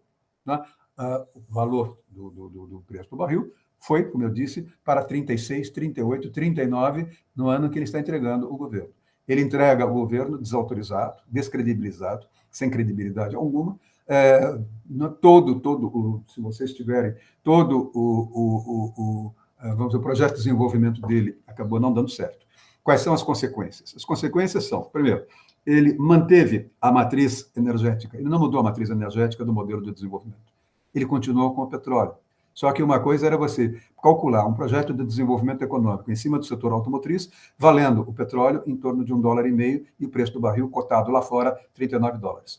Alguém aí pode perguntar para mim, mas escuta, o Brasil não tinha petróleo na sua costa? Claro que o Brasil tinha petróleo na sua costa. Claro que o Brasil tinha grandes reservas. Mas o preço do barril era tão baixo, que num determinado momento, a área de segurança militar e a área de energia no Brasil, na ditadura, achou que era melhor deixar isso aqui reservado, vamos manter a nossa autonomia, vamos manter a nossa segurança, vamos manter a autoridade nos mares, e vamos continuar importando, porque o valor do petróleo é tão baixo, que não compensa a gente investir em petróleo agora. Vamos guardar as nossas reservas para o futuro.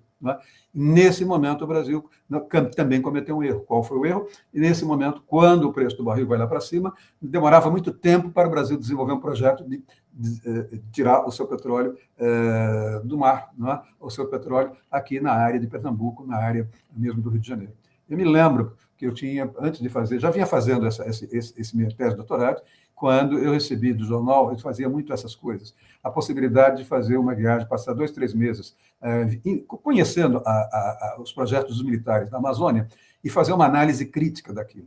E na volta eu condicionei tudo bem, eu perco algumas aulas na graduação, mas na pós-graduação, melhor dizendo, mas eu quero, na volta, passar por Sergipe e ver o que é a exploração no alto mar de petróleo.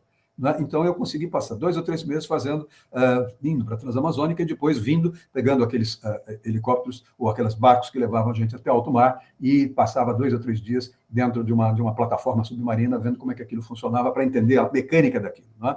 E o que é que aquilo vai mostrando? Aquilo vai mostrando claramente o quê? Que Geisel subestimou excessivamente o choque do petróleo.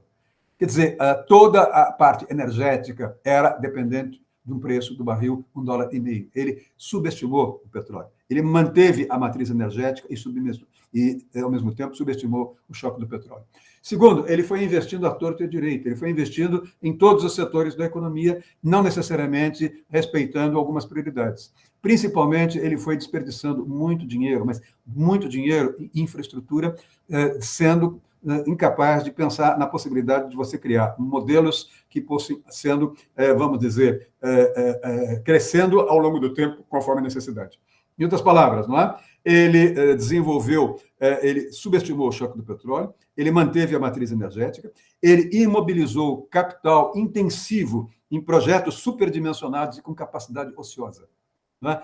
Ou seja, quando ele, na realidade, quis antecipar os investimentos em 1975 de infraestrutura para romper todas as necessidades até o ano 2000, o que é que aconteceu? O que aconteceu é que, num determinado momento, ele foi criando, sem muito cuidado, ele foi criando uma expansão do setor de infraestrutura e esse setor não rendia, esse setor não tinha rentabilidade, esse setor não se pagava. No primeiro momento, hoje, mudou tudo. Mas eu me lembro que quando viajei pela primeira vez, foi na primeira semana que foi inaugurado o aeroporto de Guarulhos, ele era simplesmente, eu olhava, não é? Eu ia para a Comissão de Reforma do Ensino Superior, eu olhava aqui e dizia, quando é que isso vai se pagar? Não é? Eram pouquíssimos voos, era uma coisa enorme, era longe, aquilo não tinha retorno. A mesma coisa em Confins, a mesma coisa com outros projetos, ou seja, ele não fez projetos modulares, projetos que pudessem ir crescendo à medida das necessidades. Ele investiu maciçamente em infraestrutura e aquilo não dava retorno, não é? Portanto, ele imobilizou capital intensivo em projetos superdimensionados e com capacidade ociosa. Em terceiro lugar, ele privilegiou, na distribuição de incentivos sociais e incentivos econômicos, ele privilegiou áreas periféricas da sociedade brasileira, sem o devido apoio político. Quer dizer, ou seja, cometeu um erro econômico, quer dizer, ele gerou, num determinado momento, não é, incentivos fiscais, fechando os do Sul e do Sudeste, levando para o Norte e Nordeste, não é? E, ao mesmo tempo, ali não houve retorno dos incentivos fiscais econômicos do ponto de vista econômico, mas também não houve retorno do ponto de vista político.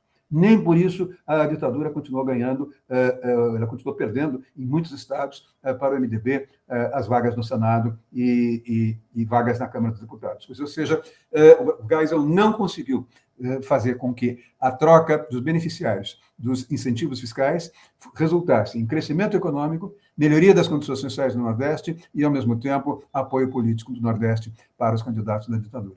Quer dizer, num determinado momento, o segundo PND vai se revelando um grande fracasso, não é? Então, primeiro, não é? O objetivo dele foi deslocar o eixo do modelo do setor automotriz ao setor petroquímico. Qual foi a consequência? Ele manteve a matriz energética e subestimou o choque do petróleo. No segundo momento, ele propôs desenvolver o setor de bens de capital e de equipamentos pesados, atraindo as empresas brasileiras, atraindo os Bardelas da vida, não é?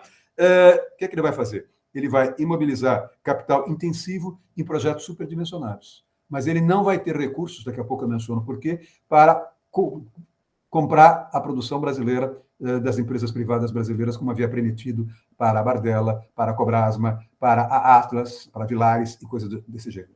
Terceiro lugar, não é? Ele antecipou os investimentos em infraestrutura em 26 anos, imobilizando capital intensivo em projetos superdimensionados e com capacidade ociosa. Ao mesmo tempo, ele substituiu os setores beneficiários de incentivos fiscais e privilegiou áreas periféricas sem o devido apoio político. Por fim, o dado mais dramático foi exatamente o empenho futuro das exportações. Em momento algum, Geisel percebeu que a crise do petróleo travaria a economia mundial. Se a crise do petróleo travou a economia mundial, aquela ideia do Geisel de ampliar o valor agregado das exportações brasileiras dependeria muito, essa estratégia para dar certo, dependeria muito do crescimento da economia mundial. Quando começou no governo Geisel, a economia mundial já estava começando a dar sinais que travaria. Ele também subestimou, ele achou que aquilo era um sinal que não era muito importante, E, com isso, ele foi ampliando as exportações brasileiras, pedindo agregação das exportações, agregação de valor para os empresários brasileiros que mais exportavam, obrigando as estatais a agregarem valor. Só que, num determinado momento, não é, aquilo que se revelava algo que seria muito virtuoso, ou seja, eu melhoro a qualidade das exportações, amplio as exportações, amplio as exportações em dólar. Ao ampliar as exportações em dólar, eu consigo fazer novos contratos, fazendo novos contratos de financiamento da industrialização brasileira. Eu vou ampliar as minhas exportações, ou seja, aquilo que seria um círculo virtuoso acabou não sendo virtuoso, pelo contrário, acabou sendo um círculo vicioso. Por quê? Porque a economia mundial travou. Na medida em que a economia mundial travou, o Brasil deixou de exportar. Na medida em que o Brasil deixou de exportar, os países que haviam financiado o crescimento, os bancos mundiais da vida, que haviam financiado o desenvolvimento brasileiro, começaram a exigir o pagamento da dívida, ou pelo menos o pagamento dos serviços da dívida, o pagamento dos juros da dívida. O Brasil ficou do dia para a noite sem ter, primeiro, recurso para pagar o serviço da dívida, não tinha nem como pagar os juros, e, em segundo lugar, ficou sem dinheiro novo. E sem dinheiro novo, ele teve de dar uma travagem no modelo do segundo Plano Nacional de Desenvolvimento. Ou seja, o segundo Plano Nacional de Desenvolvimento foi sendo desmoralizado. Daí, então, essa ideia de que o que seria mais nocivo para a imagem de um economista. Ler Meu Pé de Laranja Lima, e havia um debate enorme sobre a má qualidade desse livro, que vendia muito, mas era um livro considerado muito fraco, ou o segundo PND. O que desmoralizava mais o economista? Acreditar no segundo Plano Nacional de Desenvolvimento Econômico ou ler Meu Pé de Laranja Lima. Não é? O que eu estou querendo dizer, eu acho que eu lembrei onde eu pus. Vamos ver se por acaso está aqui. Está, cheio. A crise econômica e a crise da crítica. Esse é o artigo do professor Kuntz, né, que quase, como eu disse, foi preso. E ele começa dizendo exatamente assim: que será mais danoso à reputação? Elogiar Meu Pé de Laranja Lima, José Mauro Vasconcelos, ou propor a releitura do segundo Plano Nacional de Desenvolvimento? E naquele tempo nós tínhamos um prêmio econômico que era o Homem de Visão. E ele gozava dizendo que nós devíamos fazer com que o Homem de Visão, que era a revista Visão, deveria ser dado para o Geisel, o Homem Sem Visão. Não é? Todo este artigo é um artigo em que ele desmonta todos os erros cometidos. Ele é economista também, professor de filosofia, na Faculdade de Filosofia, foi professor, está aposentado. Mas vejam, ele desmonta todo o segundo Plano Nacional de Desenvolvimento Econômico, dizendo exatamente isso. Não é? Eu me recordo ter conversado longamente com o Pércio Arida, que foi presidente do Banco Central e presidente do BNDES, exatamente sobre esse círculo vicioso que vem do segundo PND. Quer dizer, ou seja, a fonte de financiamento não se revelou uma fonte de financiamento exitosa. O Brasil tentou conjugar endividamento externo com o empenho das exportações futuras. As exportações futuras foram comprometidas pelo travamento do mercado mundial, os dólares deixaram de entrar e os bancos começaram a exigir pagamento do serviço. Ou seja, o governo Geisel não avaliou a aceleração da economia mundial, a desaceleração da economia mundial, nem as mudanças no sistema financeiro. Quer dizer, aquele homem que controlava até mesmo os cálculos da praça, da tarifa de táxi da praça de Curitiba, não é? Ele controlava aquilo, ele não foi capaz, vejam bem, ele manteve a matriz energética e subestimou o choque do petróleo, tendo sido durante 4 anos presidente da Petrobras. Imobilizou capital intensivo em projetos superdimensionados e em capacidade ociosa. Privilegiou áreas periféricas sem o devido apoio político. Não avaliou a desaceleração da economia mundial, nem as mudanças no mercado financeiro. E com isso, portanto, o que é que vai acontecer? À medida em que o governo Geisel vai cumprindo o seu mandato, nós vamos perceber, na realidade, uma situação absolutamente dramática. Eu vivi parcialmente um pouco essa situação. E aí é uma coisa curiosa. Quando Geisel começa a desenvolver o segundo PND, ele assume a presidência da República, ele vai tomar consciência de que, embora o projeto dele fosse um projeto, vamos dizer, muito sofisticado, muito elaborado, não é? Ainda que as condições para a sua realização não existissem, que o Brasil tinha uma enorme carência de técnicos para desenvolver esse projeto. Então, o que ele vai fazer? Ele vai perceber claramente a burrice que foi feita em 68, entre 64 e 68, quando o pessoal aqui da Faculdade de Direito, Gami Silva, que era reitor, depois vai virar ministro da Justiça, liderou a cassação de grandes cérebros brasileiros. Ou seja, nós tivemos entre 64 e 68 um número muito grande de pessoas que foram cassadas, professores universitários e cientistas que foram cassados. Eu era um simples aluno da Faculdade de Direito, no segundo ano da Faculdade de Direito, passado, recém-aprovado para o segundo ano, cobrindo as cassações ao lado da sala do Conselho Universitário, vendo ali os nomes, a lista dos nomes dos mais importantes professores da USP que foram cassados. Não é? E esse pessoal tendo de fugir do Brasil, tendo de sair do Brasil, tendo de se exilar do Brasil. Quer dizer, o que vai acontecer é que a burrice da ditadura, não é sem contar a falta de caráter, etc., etc., mas a burrice daquele pessoal que serviu a ditadura no começo dela e no governo Costa e Silva, notadamente depois do ato 5, quer dizer, o grupo do Buzaide, o grupo do Gami Silva, o grupo da Faculdade de Direito, né, o grupo que ajudou a montar aquela carta do ato 5, né, esse pessoal todo acabou, de certo modo, né, enveredando numa interferência na universidade. E o que vai acontecer é que a universidade vai perdendo os seus melhores quadros. Quando a universidade perde os seus melhores quadros, em 1974, o Geisel assume, ele manda trazer o pessoal da universidade para tocar o segundo PND. E aí ele é informado, esse pessoal da universidade, a tecnocracia de bom nível para tocar isso, está fora do Brasil. Ela está fora do Brasil. Nós não temos recursos humanos qualificados suficientes para implementar o seu projeto. Quer dizer, ou seja, o seu modelo de governo vai ser atrofiado por um erro cometido lá atrás, em 1968, pela ditadura. A ditadura, quando investe contra o que ela chama comunismo na universidade, principalmente em 68, quando o Passarinho vai dizer o Tietê não é o Sena, não é? E a USP não é o Quartier-Latin, o que nós vamos ter ali foi nada mais, nada menos do que um tiro no pé. Quer dizer, o que eles fizeram com o tiro no pé? Eles travaram o crescimento da universidade e Geisel percebeu, naquele momento, que não havia a menor condição dele desenvolver o segundo PND com a tecnocracia, porque faltavam tecnocratas. Ele não teve outra alternativa a não ser chamar um dos ministros dele da educação e dizer a ele o seguinte: destrave o que aconteceu, permita que anistie, permite que voltem todos os brasileiros de bom nível que foram afastados da universidade, que voltem, crie as condições para que a gente tenha, o mais rapidamente possível, a formação de tecnocratas capazes de dar conta, não é? Da mão de obra necessária para o desenvolvimento do segundo PND. Não dava tempo. Não dava tempo. Não é? Eu assisti uma reunião, naquele momento eu fui ser um dos membros do comitê da área de Direito e Economia do CNPq, e isso era discutido muito, e eu punha a mão na cabeça e dizia, onde é que eu vim parar? Quer dizer, será que esses militares de 64, além do erro que eles cometeram, como eles eram burros, como eles eram medíocres, como eles não foram capazes de perceber sistemicamente que, investir contra a universidade, eles não teriam os recursos humanos necessários para desenvolver um projeto de Brasil grande. Quer dizer, era uma coisa absolutamente elementar. Não é? Isso vai gerar uma série de discussões. Uma dessas discussões eu já travei também, mas eu só quero mostrar para vocês um dado que pode ser interessante. Não é?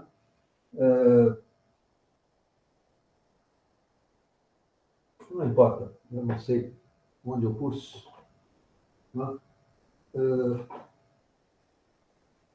Há um livro que foi feito sobre isso, é um livro primoroso, mostrando claramente como há uma tentativa, num determinado momento.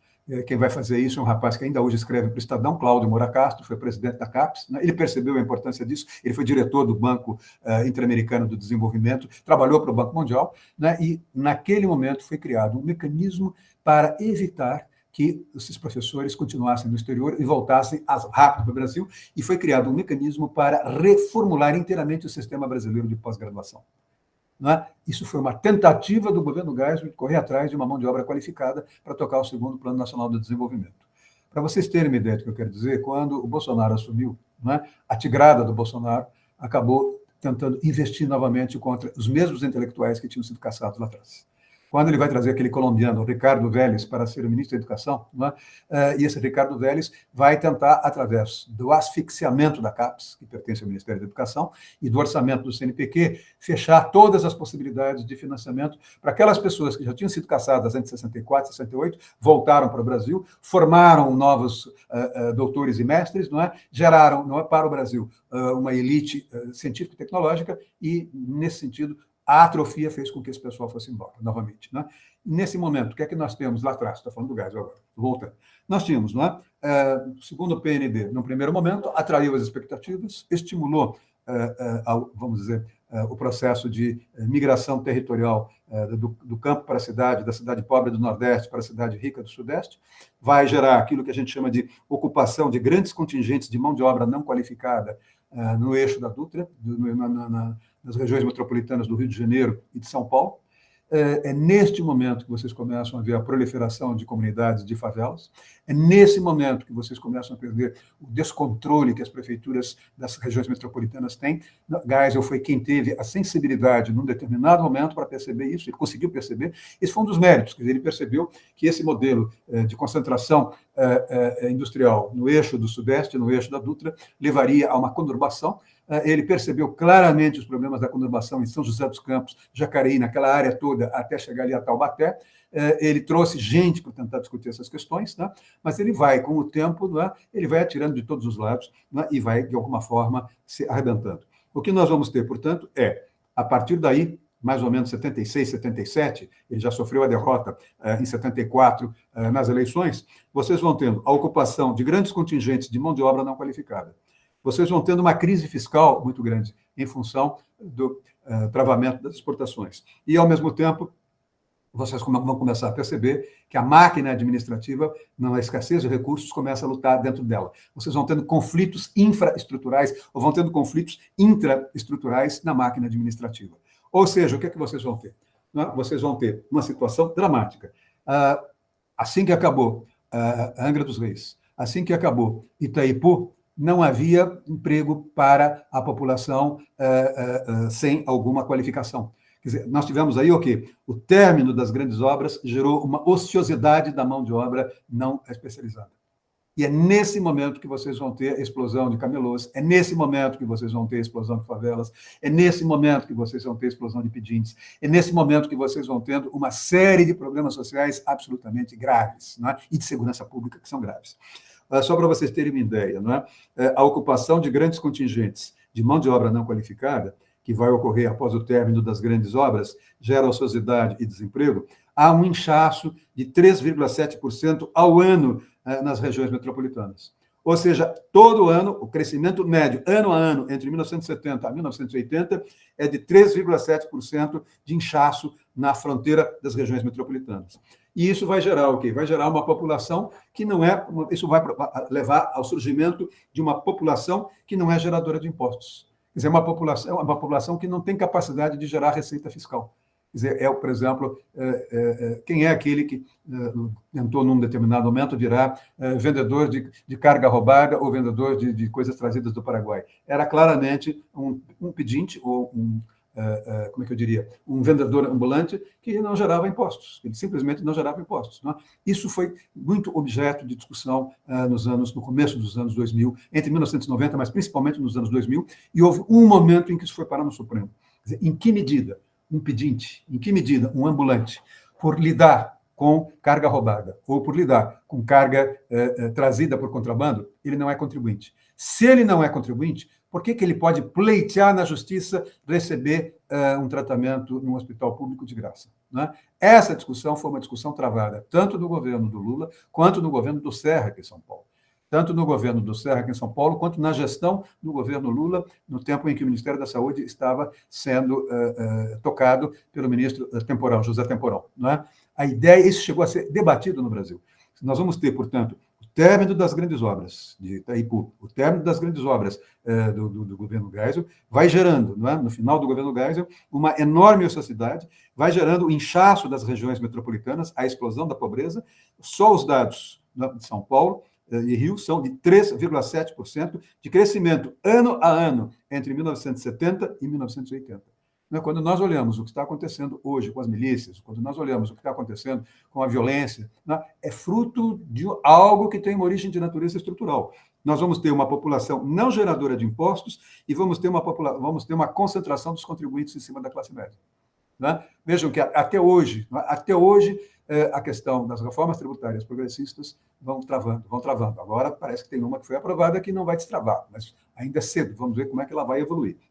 E com isso, nós vamos tendo concentração de riqueza, com isso, nós vamos tendo concentração de direitos. Qual foi a consequência do segundo PND? Qual foi a consequência do segundo PND para o Brasil? No primeiro momento, a economia cresceu para dentro, ela fechou seus fluxos do comércio internacional. Quer dizer, enquanto o Geisel tinha como objetivo trabalhar no deslocamento do setor automotriz para o setor petroquímico, dizendo que isso traria tecnologia para o Brasil, isso não ocorreu. Se ocorreu, ocorreu em baixa densidade. Ao mesmo tempo, a ditadura não percebeu no governo Geisel a besteira que havia feito ali em 68, fechando, expulsando o que havia de melhor na universidade. Quer dizer, do dia para a noite, nós não tínhamos técnicos para tocar o próprio desenvolvimento da ditadura. Eu me lembro de ter, como eu já disse a você, participado de reuniões nos meus mandatos ali no CNPq, representando a área de direito, eu vinha de uma área de oposição, sempre trabalhei com uma área de oposição àquele pessoal, mas num determinado momento nós tivemos ali a possibilidade de sentar e discutir abertamente, não é? Para onde vai este país sem a mão de obra necessária. Quer dizer, era uma coisa interessante vocês terem intelectuais de esquerda discutindo lado a lado com, vamos dizer, tecnocratas aparentemente da direita, não é? E discutindo como é que se poderia fazer para acelerar aquele processo, não é? Insisto, há uma figura chamada Cláudio Moura Castro, que exerceu um papel naquele momento muito importante, né?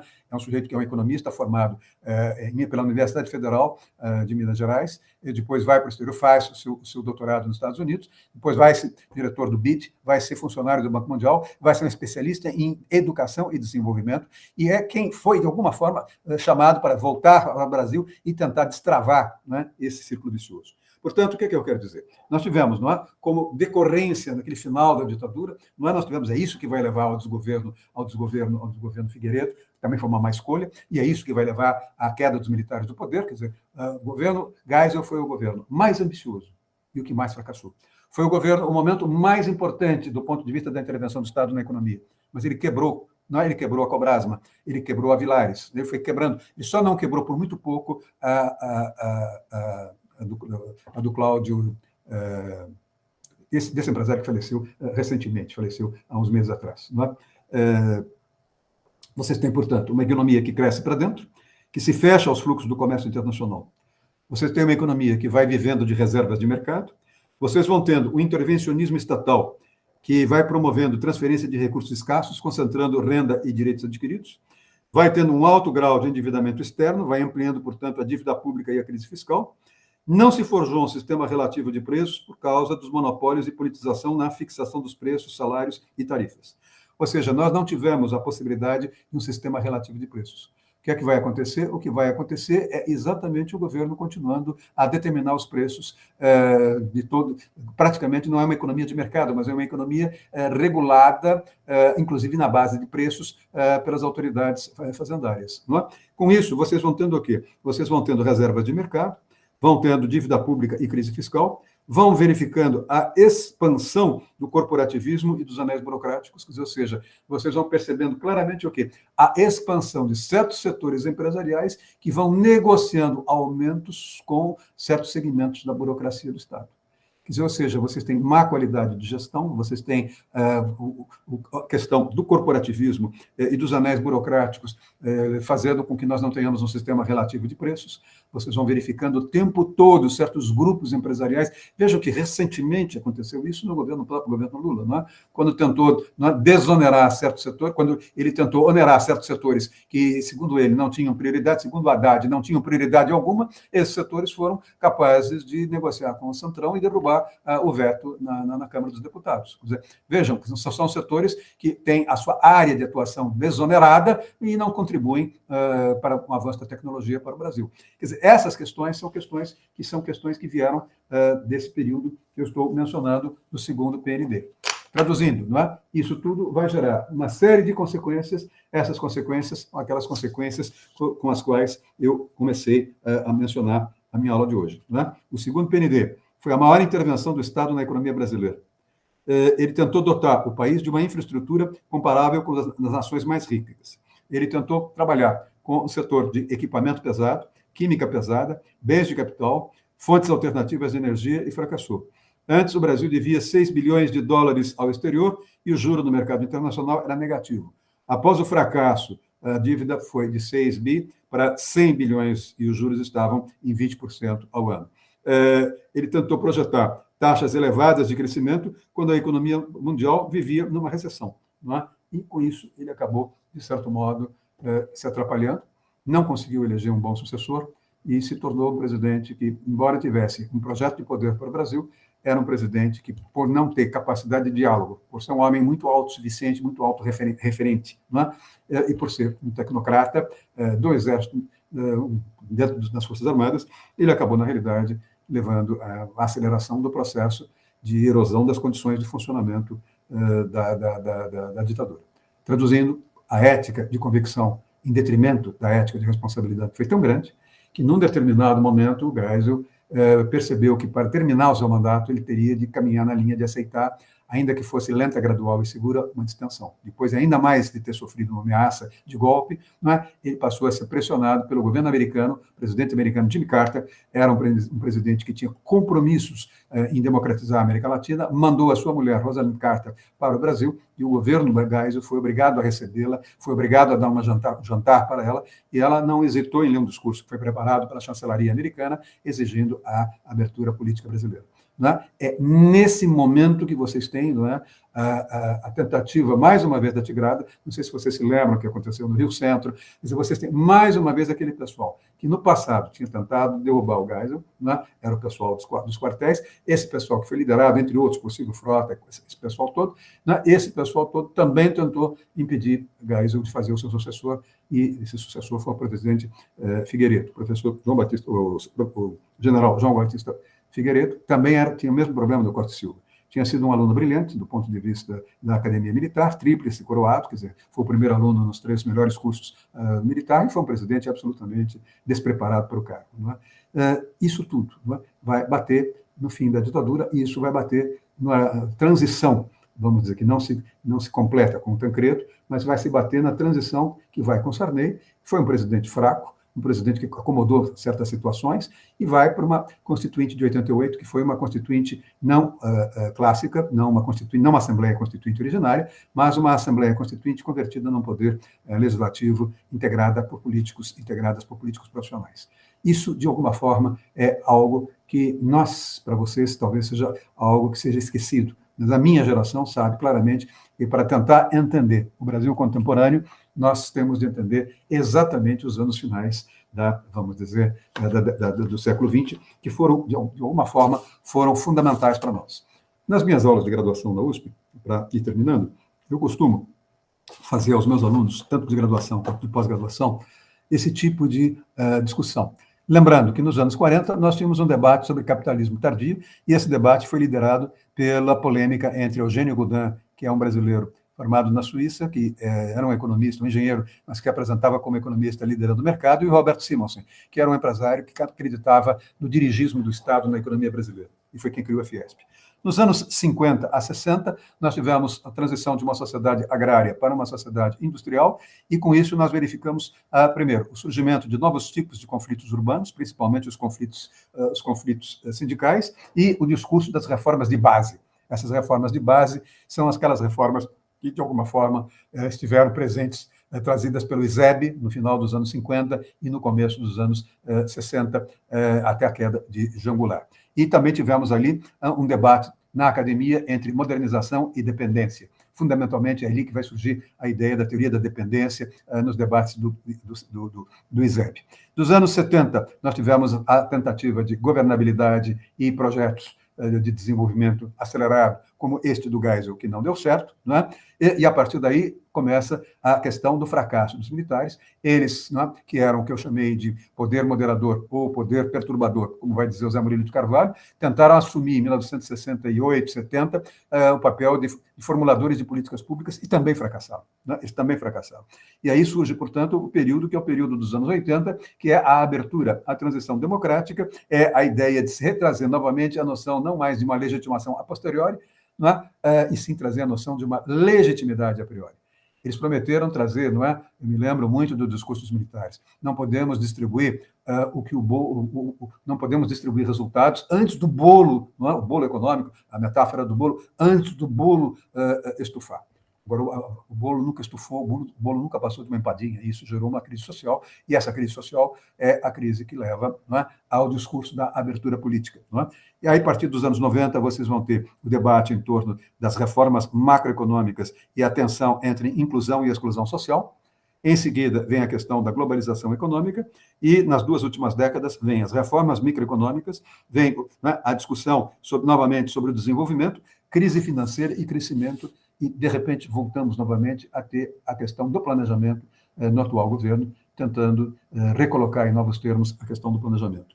Ou seja, nós podemos perceber como, num determinado momento, essa ideia de ética de convicção e essa ideia de ética de responsabilidade, essa ideia de como é que o economista vê como é que o economista vê o jurista, como é que o jurista vê o economista, quer dizer, tudo isso, né, esteve presente nestes 20, 30 últimos anos, desde a reabertura da economia brasileira, ou desde a promulgação, 35 anos, da Constituição brasileira.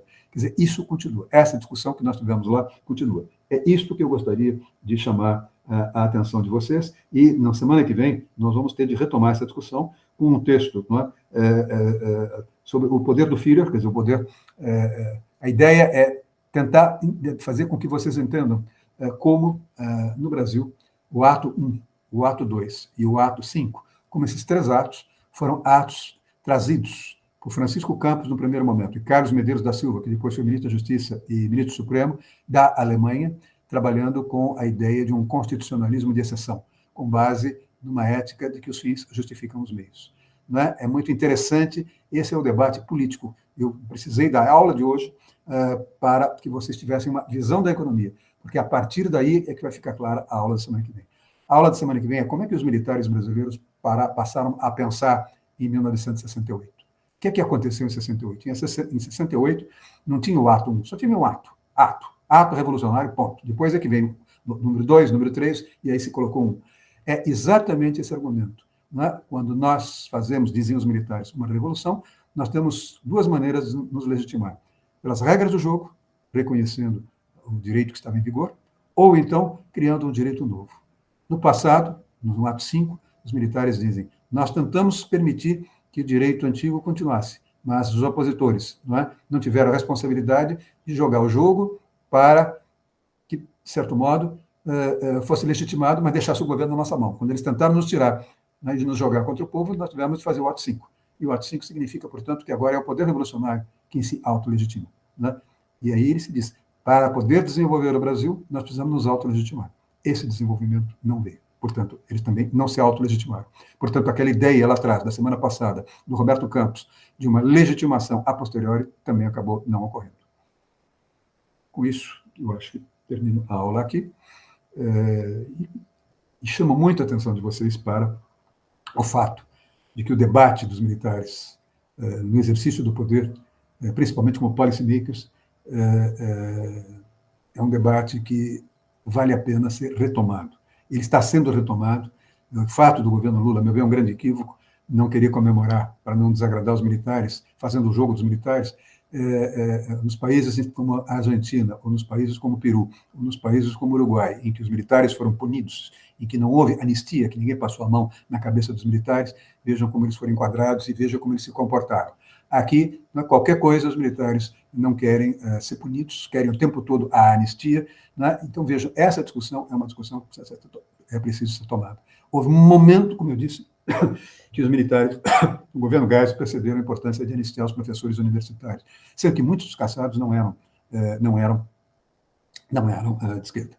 Né? Sendo que em alguns lugares, como foi a Faculdade de Medicina da USP, vários médicos livre-docentes denunciaram os titulares, os catedráticos, dizendo, olha, esse pessoal é de esquerda, esse pessoal trabalha com saúde pública, porque, no fundo, eles queriam a cassação dessas pessoas para que as vagas fossem abertas e eles pudessem chegar a titular. Quer dizer, vocês têm um passado muito sujo, muito duro, muito difícil, muito imoral, e a ideia é não perder em vista, não perder de vista, não é isso que aconteceu. Essa é a ideia dessa aula. Aliás, no fundo, se vocês olharem, a segunda parte do curso, não é? Legitimidade a priori e legitimação a posteriori, se vocês, no fundo, tem um contraponto. A gente não está divulgando isso, mas tem um contraponto. O contraponto é 60 anos de ditadura.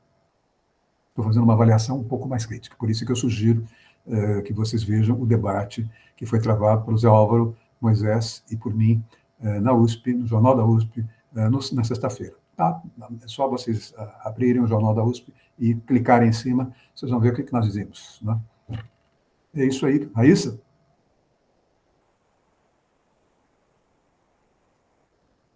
Ué, a Raíssa não está aí hoje também? Estou sendo abandonado aos poucos. Eric?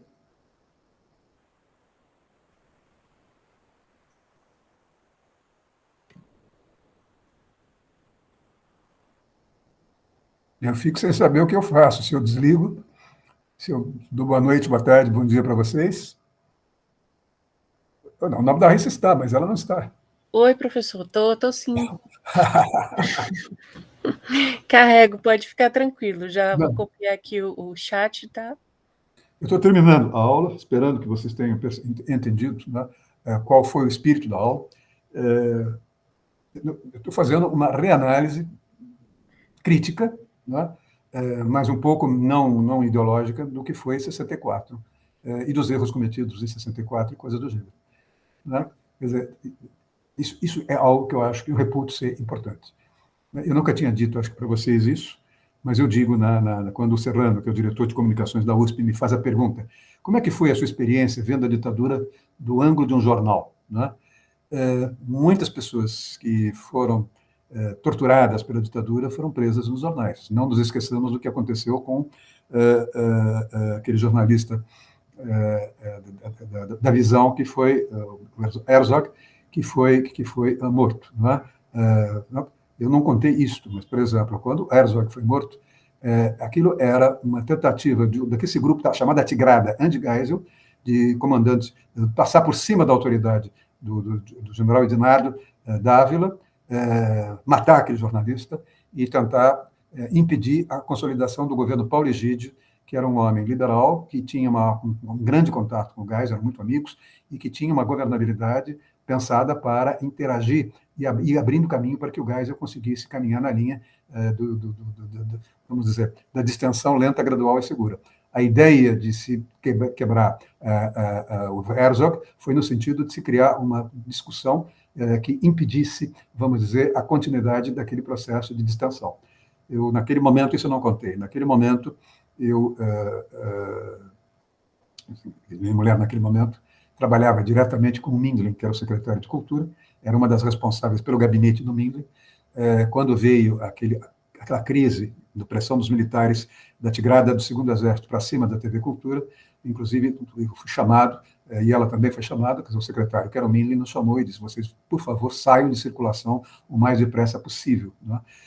E assim, uma das pessoas que era para ser presa acabou sendo presa, um grande amigo meu, Marco Antônio Rocha, está vivo ainda, e ele foi levado pelo Rui de Mesquita, para o comandante do Segundo Exército, em que o Rui Mesquita dizia: eu estou sabendo que vocês estão atrás dele, estou acabando de vir do Hospital das Clínicas, a saúde dele é essa, eu estou constituindo um advogado, vocês querem fazer a arguição, vocês vão fazer a arguição, enquanto vocês fazem a arguição, eu espero aqui fora. E o advogado está chegando e vai assistir a arguição. Depois vocês dizem o que vocês vão fazer dentro da legislação vigente. E temos todas as áreas do jornal ligadas para fazer denúncia em todos os jornais internacionais, porque na nossa redação vocês não vão entrar.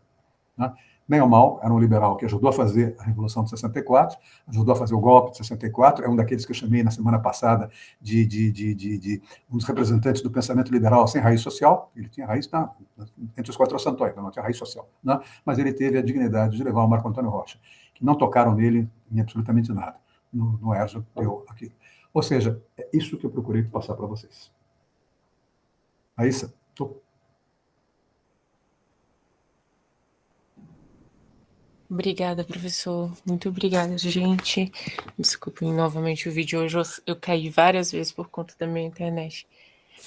Mas, muito obrigada, professor. Só lembrando que ainda temos mais a aula presencial, né? Mais 2 aulas, a próxima aula presencial. E ela vai ser transmitida também online para quem não puder participar.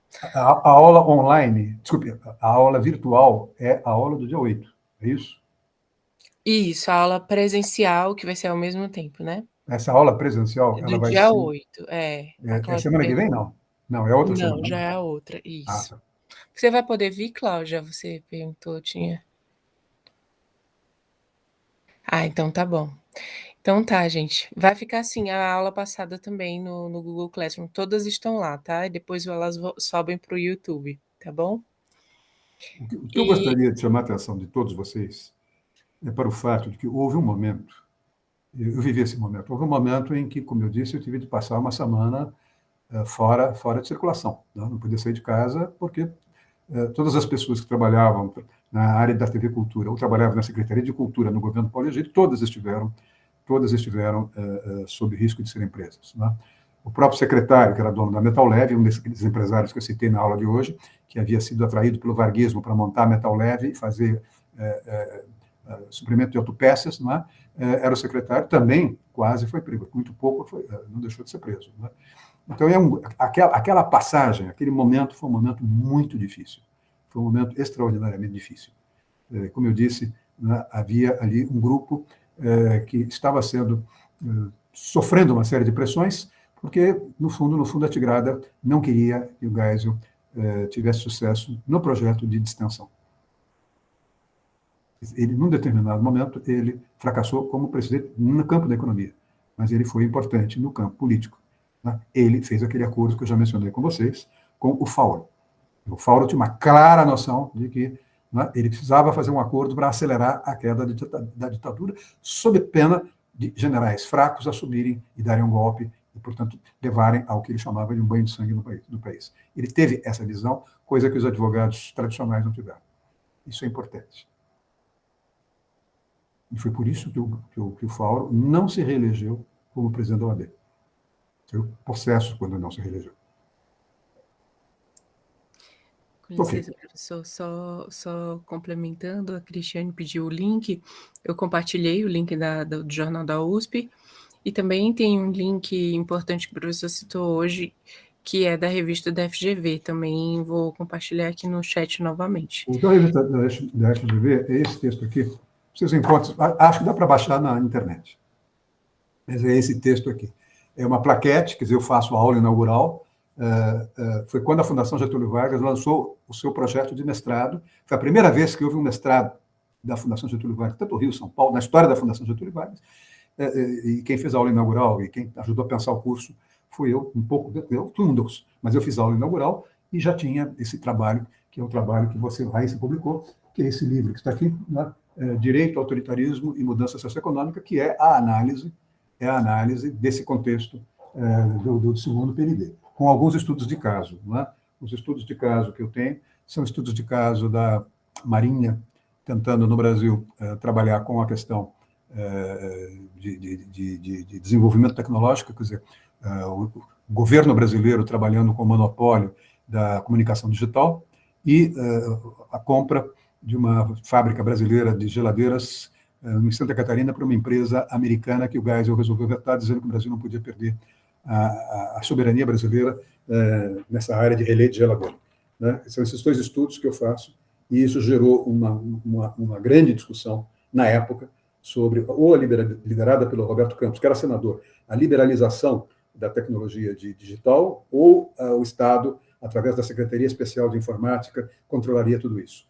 Esse debate gerou uma discussão muito grande, da mesma maneira como nós tivemos o debate Roberto Simonsen e Eugênio Goudin nos anos 40, houve um debate entre Olavo Egídio Setúbal, que era a favor vamos dizer, da estatização da tecnologia, e Roberto Campos, que era a favor da liberação total.